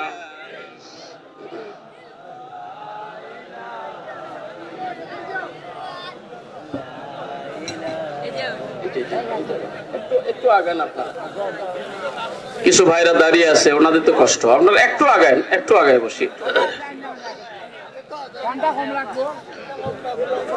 লা ইলাহা ইল্লাল্লাহ, লা ইলাহা, কথা না বলি, কথা না বলি ভাই, সময় কম, জিকির করি আর সামনের দিকে আসি। লা ইলাহা, লা ইলাহা ইল্লাল্লাহ, লা ইলাহা, লা ইলাহা ইল্লাল্লাহ, লা ইলাহা, নেই কেহ নেই এ জগতে আল্লাহ ছাড়া, লা ইলাহা ইল্লাল্লাহ, লা ইলাহা, লা ইলাহা ইল্লাল্লাহ, লা ইলাহা, লা ইলাহা ইল্লাল্লাহ মুহাম্মাদুর রাসূলুল্লাহ সাল্লাল্লাহু আলাইহি ওয়াসাল্লাম। সম্মানিত হাজিরিন, যে যাকে বেশি ভালোবাসে তার ডাকটা তার কাছে তত মজা লাগে, ঠিক না ভাই? আল্লাহ ইমানদারদেরকে এত বেশি মহব্বত করে, ইমানদারের ডাক আল্লাহ বেশি পছন্দ করে। সুবহানাল্লাহ বলেন। ইয়া আইয়ুহাল্লাযীনা আমানু যিকুরুল্লাহা যিকরান কাসীরা, ও আমার মুমিন বান্দারা তোমরা আমাকে স্মরণ করো খুব বেশি বেশি স্মরণ। সুবহানাল্লাহ বলেন। কাকে স্মরণ করব? উঠতে বসতে খাইতে নাইতে চলতে ফিরতে সব সময় জিকির হবে। আওয়াজ দিয়ে বলি কার? জিকির হবে কার? সব জায়গায় সবখানে, গাড়িতে একা একা বসে আছি কোনো কাজ নাই, তখন একটু বলি না সুবহানাল্লাহ, আলহামদুলিল্লাহ, আল্লাহু আকবার, লা ইলাহা ইল্লাল্লাহ, আল্লাহ আল্লাহ। এই জিকির করা যাবে? জিকির করা যাবে? একটা সমস্যা, এক তো আমাদের সমাজে কিছু ভাইরা আমল করতেই চায় না, আবার এমন এক শ্রেণীর ভাই আমাদের সমাজের আবির্ভাব হয়ে গেছে, ওনারা পারলে আরো আমল কমায় দিতেছে। কথা বলেন আছে না? আমরা গালিগালাজ করব না, ওই ভাইদেরকে বলবো ভাই এমন কোন দলের আবির্ভাব আপনি ঘটাইলেন যেখানে মানুষকে আমলের আরো কমতির দিকে নির্দেশ দেওয়া হয়, উৎসাহ দেওয়া হয়। জুম্মার দিন, আজকে কিসের দিন? জুম্মার দিন। গত রাত জুম্মার নামাজ পড়তে এসে অনেক ভাইরা ফরজ 2 রাকাত আদায় করে সালাম ফিরে দৌড় দেয়। আছে এক তো হলো এটা আমাদের কি বলবো, এটা আমাদের পৈতৃক অভ্যাস, কারো কারো এটা জন্মগত একটা অভ্যাস হয়ে গেছে। আবার ওর মধ্যে কেউ যদি ঘি আর তেল দিয়ে এটারে উৎসাহ দেয় যে জুম্মার আগে করে আর কোনো সুন্নতের দরকার নাই, তখন তো আরো নাচবে। কথা বলেন। এমনিই তো মানুষ আমল করতে চায় না, এমনিই মানুষ আল্লাহর নাম নিতে চায় না, আর কেউ যদি বলে যে জিকিরের দরকার নাই তখন তো আরো খালাস। এমনিই মানুষ সুন্নতের আমল করতে চায় না, আরো যদি কোনো ভাই আমার বলে দেয় জুম্মার আগে পরে কোনো সুন্নত নাই, তাহলে আমরা বলবো ভাই রে তোমার নিয়ত ভালো না, ইসলামকে ধ্বংস করার জন্য তুমি চেষ্টা করতেছো। অথচ আমার রাসূলের আমল কি ছিল? রাসূল পাক সাল্লাল্লাহু আলাইহি সাল্লাম জুম্মার আগেও সুন্নত পড়তেন 4 রাকাত, জুম্মার পরেও পড়তেন 4 রাকাত। সুবহানাল্লাহ বলেন। ইসাল্লি কাবলাল জুম্মাতে 4 রাকাত, তিনি জুম্মার আগেও 4 রাকাত পড়তেন, আবার জুম্মার পরেও 4 রাকাত পড়তেন, ওয়া বাদাহু 4, এবং তারপরেও 4 রাকাত পড়তেন। আর আমরা গলা ফাটাইয়া বলি জুম্মার 2 রাকাতই যথেষ্ট, সুন্নতের দরকার নাই। চিল্লায়ে বলেন নাউজুবিল্লাহ। সম্মানিত হাজিরিন, আল্লাহর জিকির এমন কিছু বান্দা আছে যারা সকাল সন্ধ্যায় নিয়মিত এটা একটা ওজিফা বানিয়ে নিয়েছে। সারাদিন কর্মব্যস্ততার কারণে আল্লাহর নাম নিতে না পারলেও ঘুমাইতে যাওয়ার আগে 100 বার 200 বার 300 বার জিকির না করলে লোকটার চোখে ঘুম আসে না। এমন মানুষ আছে না নাই? অনেক আছে ভাই, আপনি করেন না, আমি করি না, কিন্তু অনেক মানুষ এরকম আছে আল্লাহর নামের জিকির করে, একা একা মানুষ নিয়ে কথা বলে, ঠিক কিনা? তোমরা যারা বলো আল্লাহর জিকির আনুষ্ঠানিক কোন জিকির নাই, তাহলে তোমরা পারলে ক্ষমতা থাকলে আল্লাহর কাছে যাইয়ে প্রশ্ন করো, আল্লাহ কেন সম্মিলিতভাবে সকলকে একত্রিত করে বলো উযকুরুল্লাহ যিকরান কাসীরা? কথা বলেন, সকলকেই ডাক দিয়ে বললেন তোমরা আমার জিকির করো, বেশি বেশি জিকির, কম না বেশি বেশি জিকির। যার অন্তরে আল্লাহর জিকির যত বেশি, তার কলবটা আমার আল্লাহর দিকে রুজু তত বেশি। সুবহানাল্লাহ বলেন। যেই কলব দিয়ে আল্লাহর জিকির করা হয়, আল্লাহর নাম না হয়, ওই কলবের মধ্যে শয়তান কখনো বাসা বাঁধতে পারে না। ফাইদা যাকারাল্লাহ খানাসা ওয়াইদা গফালা ওয়াসওয়াসা। মানুষ যখন আল্লাহর জিকির করতে থাকে শয়তান সেখান থেকে পালিয়ে যায়। আর যেই কলবটার মধ্যে আল্লাহর জিকির নাই, আল্লাহর নামের ধ্বনি যেই কলবের মধ্যে নাই, ওই কলবটার মধ্যে শয়তান বাসা বেঁধে দেয়। আর কলবের জায়গায় যদি শয়তান বসে যায়, ওই লোকটার দিয়ে যত কর্ম পৃথিবীতে প্রকাশিত হবে, যত কর্ম সে উপহার দিবে, সব তো শয়তানি কাজই হবে। কথা কণ্ঠে কেরা? দেশের রাজধানী যদি ভালো হয়, সমস্ত দেশটাই ভালো হয়। এই যে মানব নামক দেহ, এই মানব নামক রাজ্য, এটার রাজধানী হলো কলব। তরিকতের আলেমদের ভাষায়, আল্লাহর ওলিদের ভাষায়, কলব যে একটা মকাম, এটা হলো বাম দুধের 2 আঙ্গুল নিচে, এখানে হলো কলব, এটা হলো দেহের রাজধানী। এই দেহের রাজধানীটা যদি ঠিক হয়ে যায়, সমগ্র শরীরটাই তার ঠিক হয়ে যায়। আল্লাহর ওলিরা আমাদেরকে এগুলোই শিক্ষা দেন। কথা বলেন, ঠিক কিনা? যে বাবারে সকাল সন্ধ্যায় বসে 200 বার 300 বার 500 বার করে আল্লাহর নামে জিকির করো।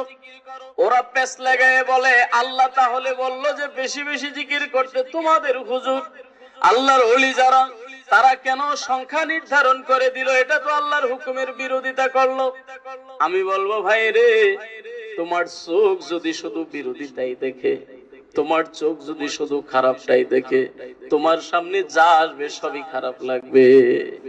কথা কর, কারণ তোমার চোখটাই নষ্ট হয়ে গেছে। তুমি যা দেখো সব খালি সমস্যা দেখো। চোখটা যদি ভালো হয়, তোমার বিবেক যদি ভালো হয়, এখানে খারাপের কিছু নাই।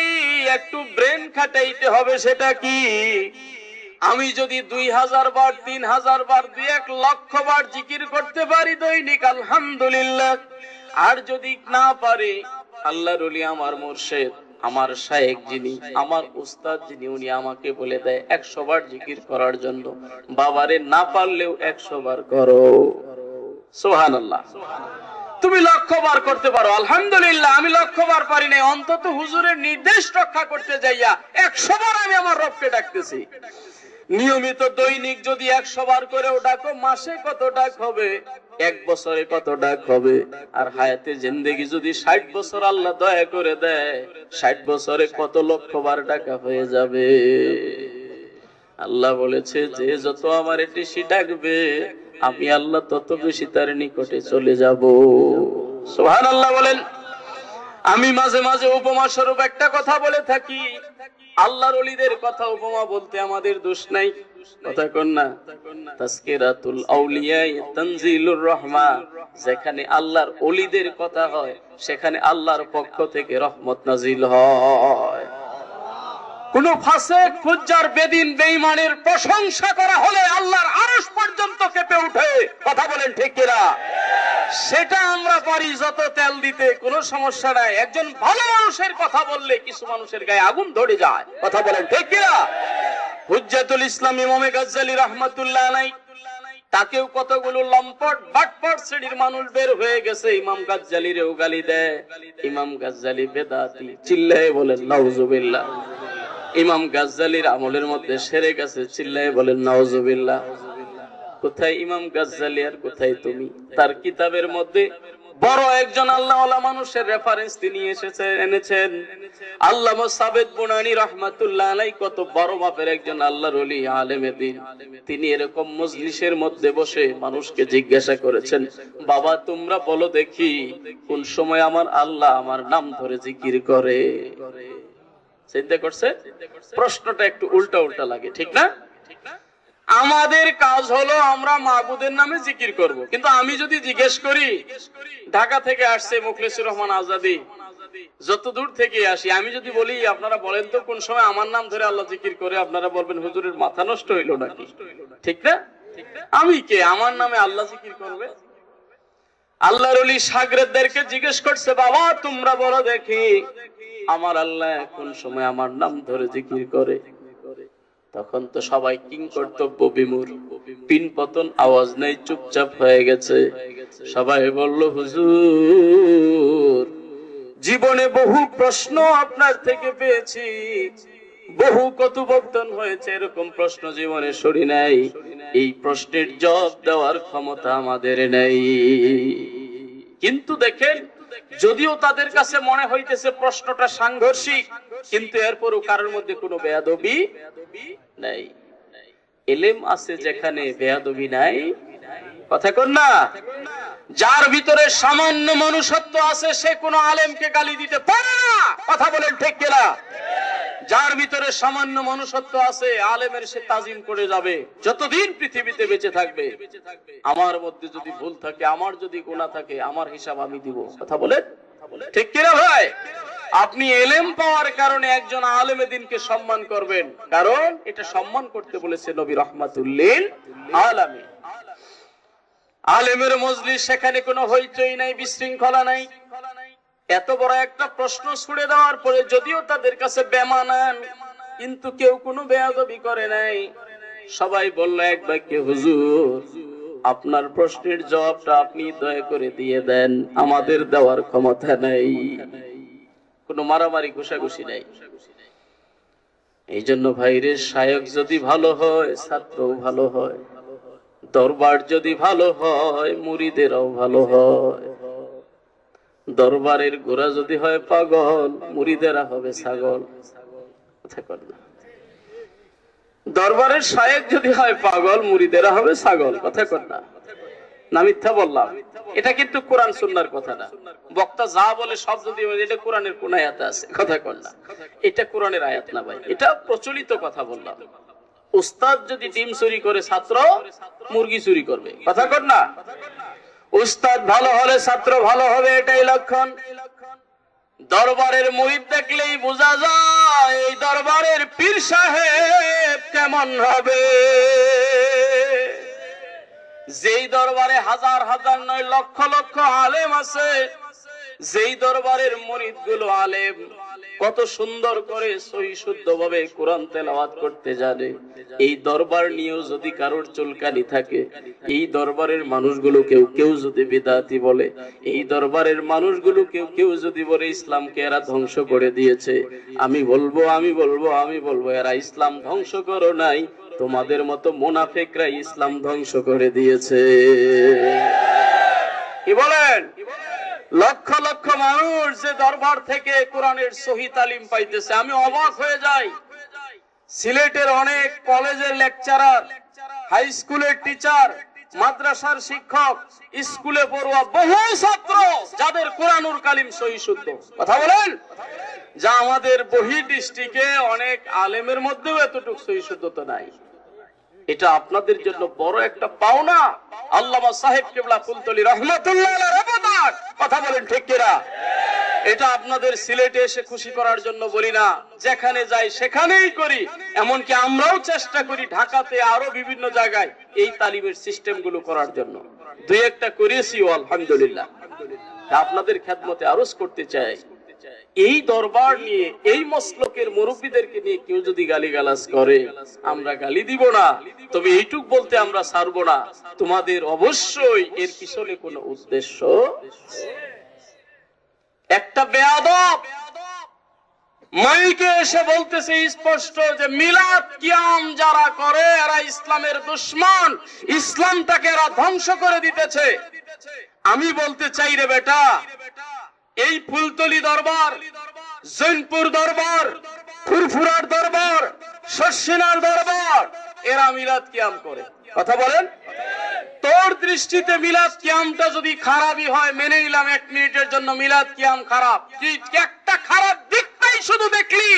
এই ফুলতলির আরো যে কার্যক্রম আছে, শর্ষিনার আরো যে কার্যক্রম আছে, ফুরফুরার আরো যে কার্যক্রম আছে, মানুষ যখন টুপি দিতে জানতো না তারা টুপি পরিয়েছে, মানুষ দাড়ি চিনতো না দাড়ি পরিয়েছে, মানুষের পরনে ধুতি ছিল ওরা লঙ্গি পরিয়েছে, মানুষ নামের আগে শ্রী লিখতো ওরা মোহাম্মদ লিখেছে। রে বেয়াদবের গোষ্ঠী, তখন তোরা কোথায় ছিলি? তখন তোরা কোথায় ছিলি? এত পারস।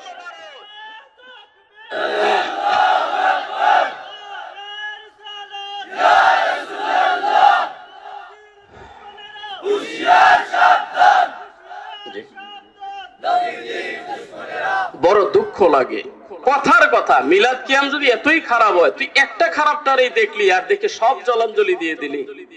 মিলাদ কিয়াম যারা করে অমুক তমুক, আরে আফসোস, তোমার ভালো লাগে না, তুমি করো না। কথা বলেন, আমরা কোনোদিন বলি নাই, আমাদের এই মসলকের এই সমস্ত দরবারের কেউ কোনোদিন বলে নাই মিলাদ কিয়াম যারা করে না ওরা কাফের। বলছি কোনোদিন? কোনোদিন বলবো না। কেন বলবো? এটা মহব্বতের ব্যাপার, এটা প্রেমের ব্যাপার। তোমার যদি মাইকেল জ্যাকসনের গান শুনতে ভালো লাগে, তুমি তার গান গাবা। তোমার যদি ট্রাম্পের আলোচনা করতে ভালো লাগে, তুমি বলবা ট্রাম্পের মায়ের নাম কি, বাবার নাম কি, বউয়ের নাম কি, ট্রাম্পের নাম নিলে আমি কলিজায় শান্তি পাই, আমাদের কোনো দোষ নাই, নিষেধ নাই। কিন্তু একজন যদি বলে নবীর বাবার নাম আব্দুল্লাহ, মায়ের নাম আমিনা, নবীর দাদা আব্দুল মুত্তালিব, নবীজির রওজা মদিনা, এখানে দোষের কি আছে? দোষের কি আছে? আমরা এটাই শুধু করি মহব্বতের ব্যাপার। নবীকে আমাদের ভালো লাগে, নবীর নাম নিতেও ভালো লাগে, আর তো কিছু না ভাই, আর তো কিছু না। এটা আমরা সওয়াবের কাজ মনে করি। নবীর নাম নিলে যদি গুনাহ হয়, একটু গুনাহ করলাম, কথা কর না। যে যাকে ভালোবাসে তার নাম সে বালিতে আঁকে, কথা বলেন না। যে যাকে ভালোবাসে সে তাকে স্বপ্নে দেখে। দিনে আপনি যা কল্পনা করবেন তাই স্বপ্নে দেখবেন, কিন্তু কত আশিকে রাসূল পৃথিবীতে আছে, নবীকে ঘুমাইলেই স্বপ্নে দেখে, ঘুমাইলেই চোখটা বন্ধ করলেই নবীকে স্বপ্নে দেখে। সুবহানাল্লাহ বলেন। আর নবীজি স্পষ্ট করে দিয়েছেন, মার রাআনি ফাকাদ রাআনি, যে আমাকে দেখলো সে সত্যি সত্যি দেখলো। সুবহানাল্লাহ বলেন না। শয়তানের আল্লাহ এই ক্ষমতা দেয় নাই নবীর সুরত ধরার। কেউ যদি চোখটা বন্ধ করে ঘুমের মধ্যে দেখে নবীজিকে স্বপ্নে দেখলাম, সত্যি সে দেখলো। আর একটা কথা জেনে রাখবেন রে ভাই, এই চোখ দিয়ে স্বপ্নে হোক আর বাস্তবে হোক, কেউ যদি আমার নবীরে দেখে, দোজখের আগুন তার জন্য হারাম। নবীজি বলেছেন, লা তামুসুন নারু মাররানি, যে আমারে দেখলো দুজখের আগুন তাকে স্পর্শ করতে পারবে না। যে নবীর নাম জীবনে একবার মুখ দিয়ে নেয় না, যে নবীর সঙ্গে কোনো প্রেম প্রীতি নাই, ভালোবাসা নাই, নবীর নামটা নিতেও বেজার হয়, তার সঙ্গে মনে হয় নবীর দেখা খুব বেশি হয়। কথা কর না। তাহলে এটা নিয়ে কেন এত জোর গলায় বলার কি আছে? মিলাদ কিয়াম যারা কায়েম করে, মানে কত যে আজে বাজে মন্তব্য। আমি বলবো ভাই, তুমি সাবধান হয়ে যাও, তুমি সাবধান হয়ে যাও। তোমার এই কথার কারণে, কটূক্তির কারণে কোন মানুষ যদি উৎসাহ পায়, নবীর বিদ্বেষী হয়ে যায়, তাহলে এই জন্য তোমাকে আল্লাহর কাছে জবাবদিহি করতে হবে। কথা বলেন। তাহলে ওনাদের যে আরো কত ভালো কার্যক্রম আছে, মানুষকে জিকির আজকার শিখাইতেছে, কত আমল হারা পথ হারা মানুষগুলোকে আমলের দিশা দিতেছে, কত কোরআন পড়তে যারা জানতো না তাদেরকে কোরআন পড়াইতেছে, কোরআনের কারি বানায় দিতেছে। সেই গুণগুলো কি তোমার চোখে পড়ে না? কথা বলেন, কত এতিমের মাথায় হাত বুলাই দিতেছে, সুবহানাল্লাহ বলেন। কত এতিমকে শীতের মধ্যে বস্ত্র নাই, বস্ত্র পরায় দিতেছে। ওই মায়ানমার থেকে ছুটে আসা রোহিঙ্গা ভাইদেরকে এই দরবারের পীর সাহেব গুলো যাইয়া যায় তাদেরকে সমাদর করতেছে, খাওয়াইতেছে। এই গুণগুলো কি তোমাদের চোখে ধরা পড়ে না? খালি একটা নিয়ে আসে, ওরা মিলাদ কিয়াম করে। 24 ঘন্টায় মনে হয় আমরা শুধু মিলাদ কিয়ামই করি, কথা কর না। আর কোন ফর্ম, এই যে এখানে আসছি যতক্ষণ কথা বললাম শুধু মিলাদ কিয়ামই তো করলাম, কথা কর না। তাহলে এই ভ্রান্ত, এই যারা মিথ্যা কথা বলে, মিথ্যা তো হবে, মিথ্যা বলা এটা কাদের স্বভাব? কথা বলেন কার স্বভাব? মিথ্যা বলা এটা হলো মুনাফিকের স্বভাব, কথা বলেন ঠিক কিনা? কোন ব্যক্তিকে টার্গেট করে আমাদের কথা নয়।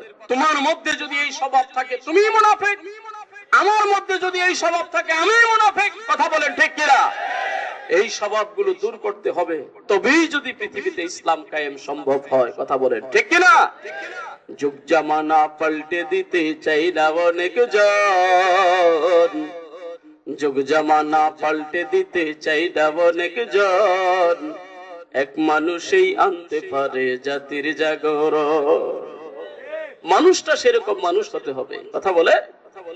তা আপনাদের খেদমতে আর বেশি কষ্ট দিব না, স্বল্প সময়ে বুঝাইতে চাই।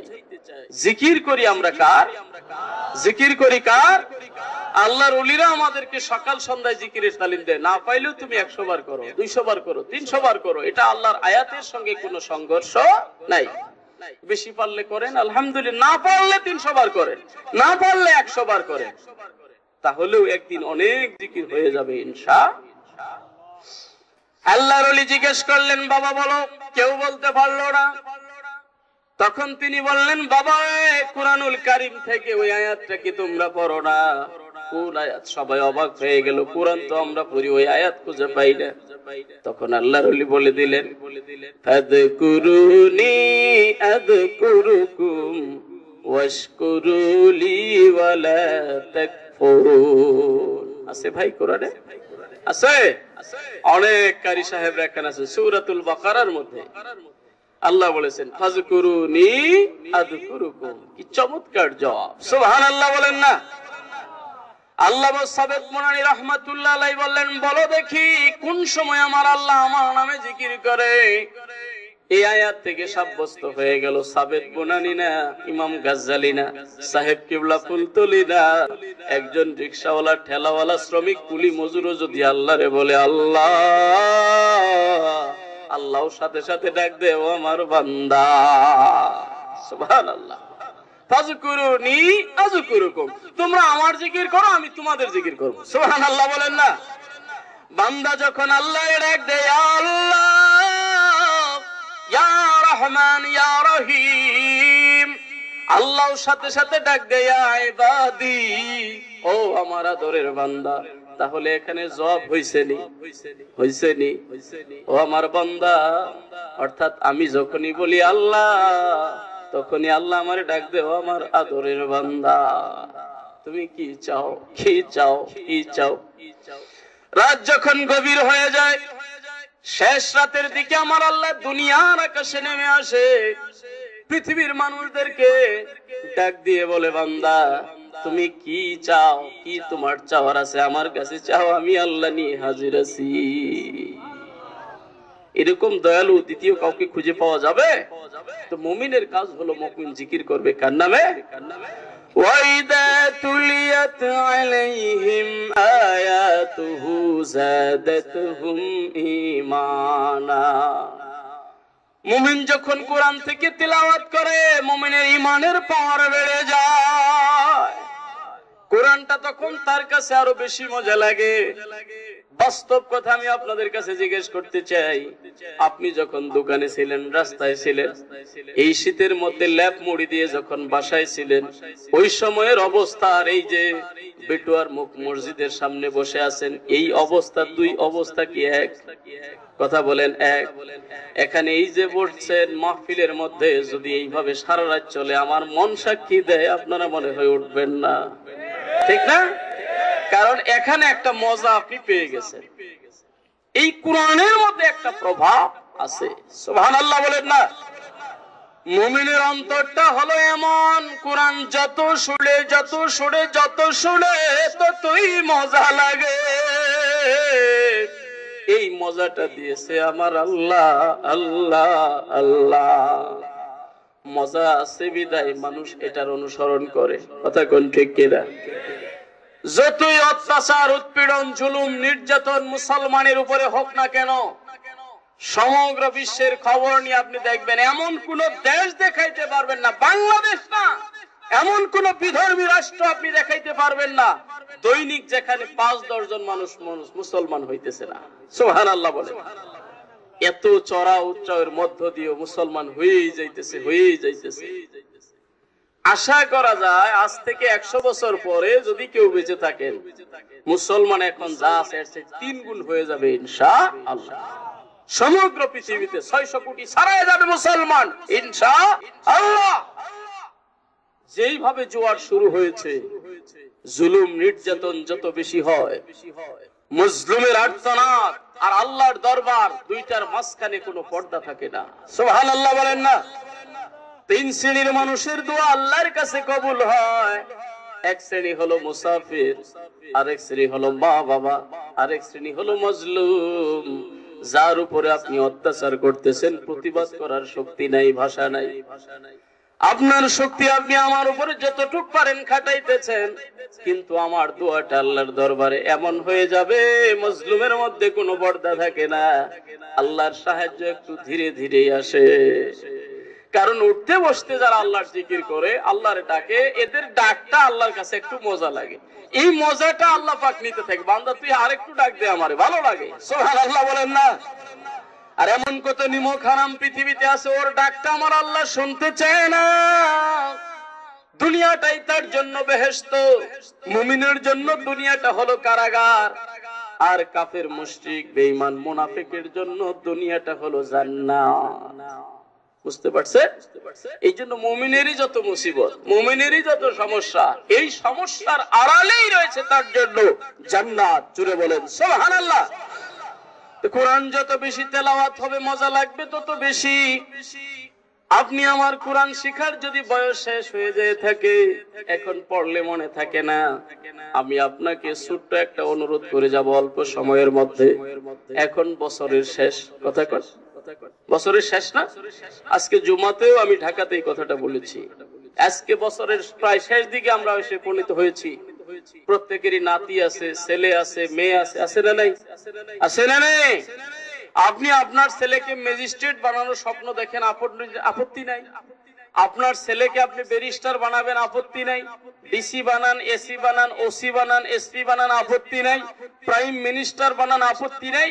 একটা দাবি আপনাদের কাছে, সেটা হলো প্রত্যেকটা ছেলে মেয়ে নাতি নাতনিকে আপনি কোরআনটা শিখাবেন। কি শিখাবেন? কথা দিলেন? কি শিখাবেন? শুধু ড্যান্স শিখাইয়েন না, শুধু নাচ শিখাইয়েন না, শুধু ইংলিশ মিডিয়ামে দিয়েন না, আরবিক মিডিয়ামেও দেন, তাহলে আপনার কপাল খুলে যাবে। কথা বলেন ঠিক কিনা? আপনি বলতে পারেন বহু দোষ আছে আলেমদের মধ্যে, অমুক, হ্যাঁ দোষ আছে, সবার মধ্যে নাই। কথা কর, সবার মধ্যে নাই। যে জায়গায় দোষ আছে সেখানে আপনি বর্জন করেন, যেখানে দোষ নাই সেখানেই নিয়ে যান। কথা কর, সেখানে আপনার ছেলেটাকে দেন, মেয়েটাকে দেন, এরা যেন চরিত্রবান হয়, ওরা যেন আল্লাহওয়ালা হয়, কোরআন পড়তে শিখে, তাহলে আপনি আল্লাহর দরবারে নাজাত পেয়ে গেলেন। তা না হলে লক্ষ লক্ষ টাকা খরচ করে দেশের শিক্ষা শেষ করে বিদেশি ডিগ্রি অর্জন করাইলেন, আপনার লাশের সামনে এসে জিজ্ঞেস করে, হুজুর জানাজা তো পরের কথা, আমি তো উজুই করতে জানি না। কথা কোন ঠিক না? এটা আপনার আমার জন্য ব্যর্থতা। আমি সফল বাবা না, আমি একজন ব্যর্থ বাবা। আমার ছেলেটাকে আমি উজু কেমনে করতে হয় শিখাইতে পারি নাই।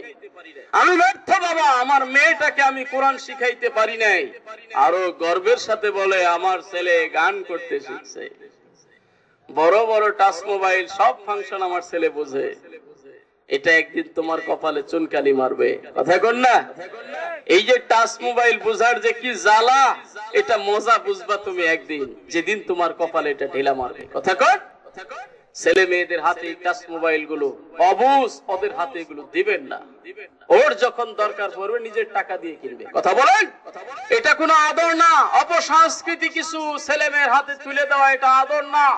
ওর যখন প্রয়োজন হবে তখন সে মোবাইল নিবে, এর আগে আদর করে মোবাইল কিনে দেওয়ার দরকার। দিলে কি হবে? অল্প বয়সেই পেকে যাবে। কথা কন ঠিক না? অল্পতেই নষ্ট হয়ে যাবে, তখন আপনার কথা আর শুনবে না। আপনি বলবেন বাবা আসো মসজিদে, আজান দিলেও কানের মধ্যে শয়তানের লেজ ঢুকিয়ে রাখবে, ধুমধাম গান আওয়াজ শুনবে, আজান তো তার কানেই যাবে না, ও মসজিদে আসবে কেমনে? কথা কন ঠিক না? নষ্টর মূল হইলাম তো আমরা। আল্লাহর কাছে দোয়াও করতে হবে, তাদের সহায়ক যত বুদ্ধি আছে সেটা আমাকেই দিতে হবে। কথা বলেন। আমি গাছ লাগাইলাম নিম গাছ, নিম গাছের পাতা তো বড় মধু। কথা কন, নিম গাছ চিনেন আপনারা? কি বলে আপনার এলাকায়? নিম গাছের পাতা বড় মিঠা। কি কর হুজুর যা কয় সব ঠিক নেই, তিতা মিঠা একটা বলবেন তো। নিম গাছের পাতা কি? সবাই বলেন। এই গাছ লাগাইয়া এই গাছের গোড়ায় যদি 1 মণ ঘি, 1 মণ চিনি, 1 মণ মধু দেওয়ার পরে তাহাজ্জুদের সময় দোয়া করেন, আল্লাহ তুমি আমার নিম গাছের পাতাটা মিঠা বানাইয়া দিও, কাজ হবে? কাজ হবে? আঙ্গুরের গাছ লাগাইয়া আল্লাহর কাছে দোয়া করতে হবে, আল্লাহ মনে বড় আশা নিয়ে গাছ লাগাইছি, আঙ্গুর তুমি দিও। নারকেলের গাছ লাগাইয়া দোয়া করতে হবে, আল্লাহ গাছ লাগানোর দায়িত্ব আমার, ফল দেওয়ার দায়িত্ব তোমার। কারণ গাছ লাগাইলেই তো আর ফল হয় না, আবাদ ফসল করলেই তো আর ঘরে আসে না। কত বিপদ আপদ আছে নেরাই। জাগতিক উপকরণ আমার যা আছে, আমার ছেলেকে ধরে নিজের হাতে ধরে মসজিদের মক্তবে নিয়ে যেতে হবে, মাদ্রাসায় নিয়ে যেতে হবে, হুজুরের কাছে পৌঁছাই দেওয়ার পরে দোয়া করতে হবে, আল্লাহ আমার ছেলেটারে তুমি কোরআন পড়নেওয়ালা বানাইয়া দাও, আল্লাহ আমার মেয়েটাকে তুমি কোরআন পড়নেওয়ালা বানিয়ে দাও। জীবনে কোনোদিন কোন হুজুরের কাছে দিবেন না, মসজিদে দিবেন না, মাদ্রাসায় দিবেন না, মক্তবে দিবেন না, আর খালি হুজুরের কাছে দোয়া চাবেন, হুজুর ও খতিব সাহেব হুজুর আমার ছেলের জন্য দোয়া করেন, ছেলেটা যেন নামাজি হয়ে যায়। নামাজ পড়বে কি দিয়া? ও নামাজ পড়বে কি দিয়া? মহল্লায় একজন লোক মারা গেছে, দেখবেন ওই দিন মসজিদে আর লোকে জায়গা হয় না। কথা কথা 3-4 দিন হুজুকের চুটে নামাজ পড়ে, এরপরে যেমন আর আসল মুসল্লি যারা এরা কয় বেটা মসজিদে তো আগেও সারবি পরেও সারবি, মাঝখানে আমাদের কয়দিন ডিস্টার্ব করবি। ঠিক না? মুরব্বীদেরকে আরো কষ্ট দেয় যারা নামাজ পড়ে, এটা বাস্তব। আর যদি ছেলেটার ফাউন্ডেশন এলেম থাকতো, কোরআন যদি সে জানতো ওযু কেমনে করতে হয়, নামাজ পড়লে কি হয়, নামাজ না পড়লে কি হয়, অবশ্যই তার অন্তরে নামাজের প্রতি একটা মহব্বত থাকতো। কথা বলেন ঠিক কিনা?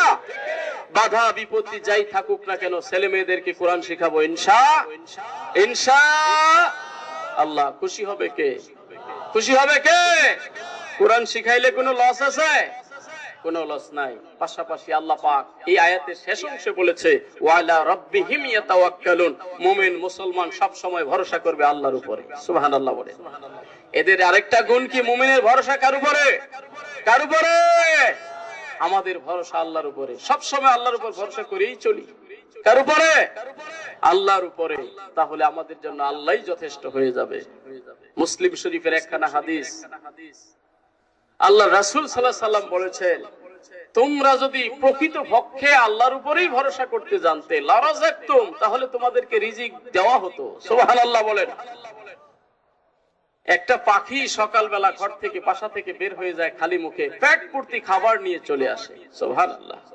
আমাদের ভরসাগুলো নষ্ট হয়ে গেছে। আমরা ভরসা রাখবো কার উপরে? জোরে বলেন কার উপরে? আমাদের সহায়ক হবে কে?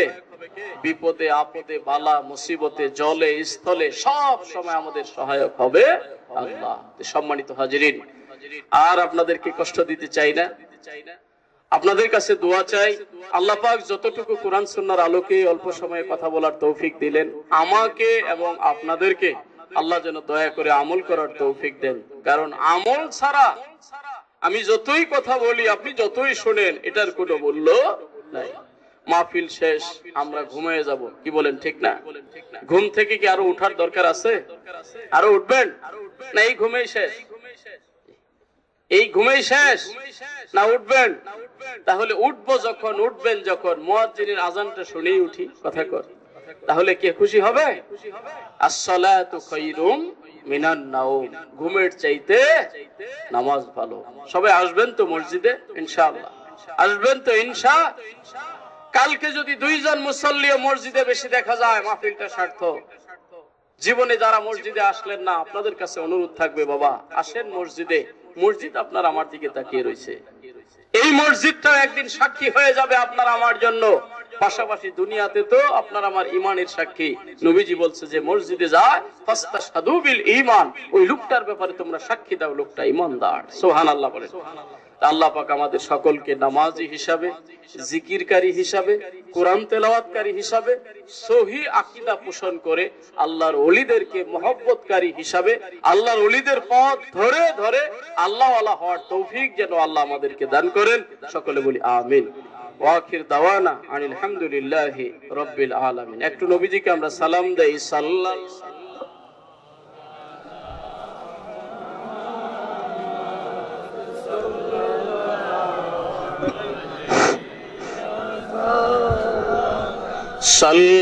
সাল্লাল্লাহু আলা মুহাম্মাদ সাল্লাল্লাহু আলাইহি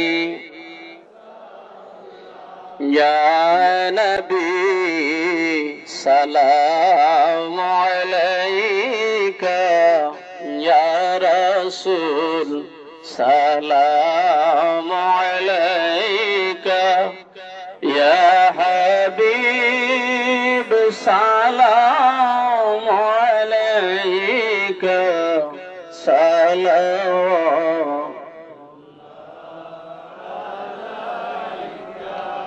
সাইয়্যিদি ইয়া রাসূলাল্লাহ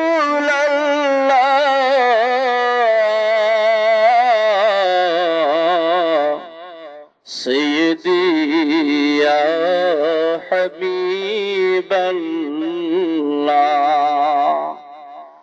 মোরাজত যদি পরতাম মদিনা জানাইতাম মনের বাসনা চুমিতাম আপনারি রোজা ওগো শীতল হইত কলিজা ইয়া নবী সালাম আলাইকা ইয়া রাসূল সালাম আলাইকা ইয়া হাবিব সালাম আলাইকা সালাওয়াতুল্লাহ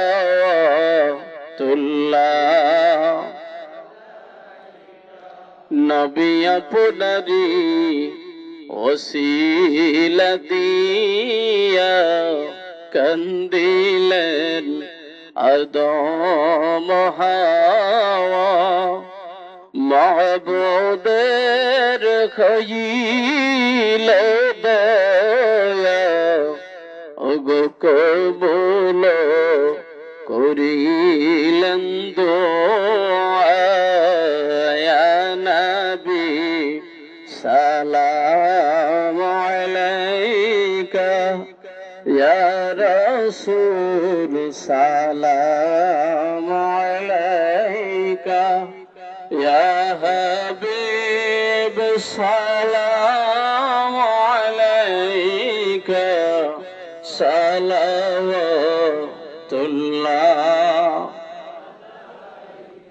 ইয়া রাব আল্লাহ তালামিজে ইসলামিয়া তেতলি বেটুয়ার পর শাখার উদ্যোগে এলাকাবাসীর সহযোগিতায় গ্রামের সকল মুর্দেগানের ইসালে সাওম উপলক্ষে দ্বিতীয় বার্ষিক ইসলামী সুন্নি মহাসম্মেলন আপনি কবুল করে নিন। আল্লাহ এই গভীর রাত পর্যন্ত যারা এখানে অপেক্ষা করলেন, আল্লাহ সকলকে আপনি কবুল করে নিন। আল্লাহ সবার সাহায্য সহযোগিতা আপনি কবুল করে নিন। আল্লাহ যে যে উদ্দেশ্য নিয়ে দোয়া চেয়েছে সবার মনের মাকাসেদ পুরা করে দিন। সব দরুদ ও সালামের হাদিয়া নবীজির রওজা মদিনাতুল মুনাওয়ারায় পৌঁছিয়ে দিন। আল্লাহ স্বপ্ন যুগে আপনার হাবিবের নুরানি চেহারা মুবারক বারবার আমাদের দেখার সুযোগ করে দিয়েন আল্লাহ। জীবনের তরে একবার হলেও সশরীরে আপনার হাবিবের রওজা মুবারকের সামনে দাঁড়াইয়া সালাতু সালাম দেওয়ার সুযোগ করে দিয়েন আল্লাহ। মাবুদ, এই সিলেটের জমিনে আপনার যত অলিগণ রয়েছেন সকলের রহে সওয়াবটুকু পৌঁছাইয়া দিন আল্লাহ। বিশেষ করে ফুলতলির জমিনে সাহেব কিবলা ফুলতলি রহমাতুল্লাহ আলাইহি আল্লাহ, আমাদের আসাতেজায়ে কেরামরা বাংলার যে যেখানে শুয়ে আছে সকলের রুহে সওয়াবটুকু পৌঁছাইয়া দিন আল্লাহ। আমাদের মা বাবা, দাদা দাদি, নানা নানি, শ্বশুর শাশুড়ি, পাড়া প্রতিবেশী, বিশেষ করে বটুয়ার মুখ এলাকার সমস্ত মুর্দেগান যারা কবরে, আল্লাহ সকলকে মাফ করে দিন আল্লাহ। দেশের বিদেশের যে যেখান থেকে মাহফিলটাকে সহযোগিতা করেছে আল্লাহ, সবার মনের ন্যাক আশা পূরণ করে দিন আল্লাহ। সকলকে মাফ করে দিন আল্লাহ। সকলকে আপনার হাতে সুপর্দ মাওলা, সকলকে আপনার ওলি হিসাবে কবুল করে দিন। যাবতীয় বিপদ আপদ, বালা মুসিবত, রোগ ব্যাধি, ফিতনা ফাসাদ, মানুষের হিংসা বিদ্বেষ, শত্রুর শত্রুতা, দুশমনের দুশমনি থেকে আল্লাহ আমার ভাইদেরকে আপনি হেফাজতে রেখে দিয়েন মাওলা। সুবহান রাব্বিকা রাব্বিল ইজ্জাতি আম্মা ইয়াসিফুন ওয়া সালামুন আলাল মুরসালিন ওয়াল হামদুলিল্লাহি রাব্বিল আলামিন।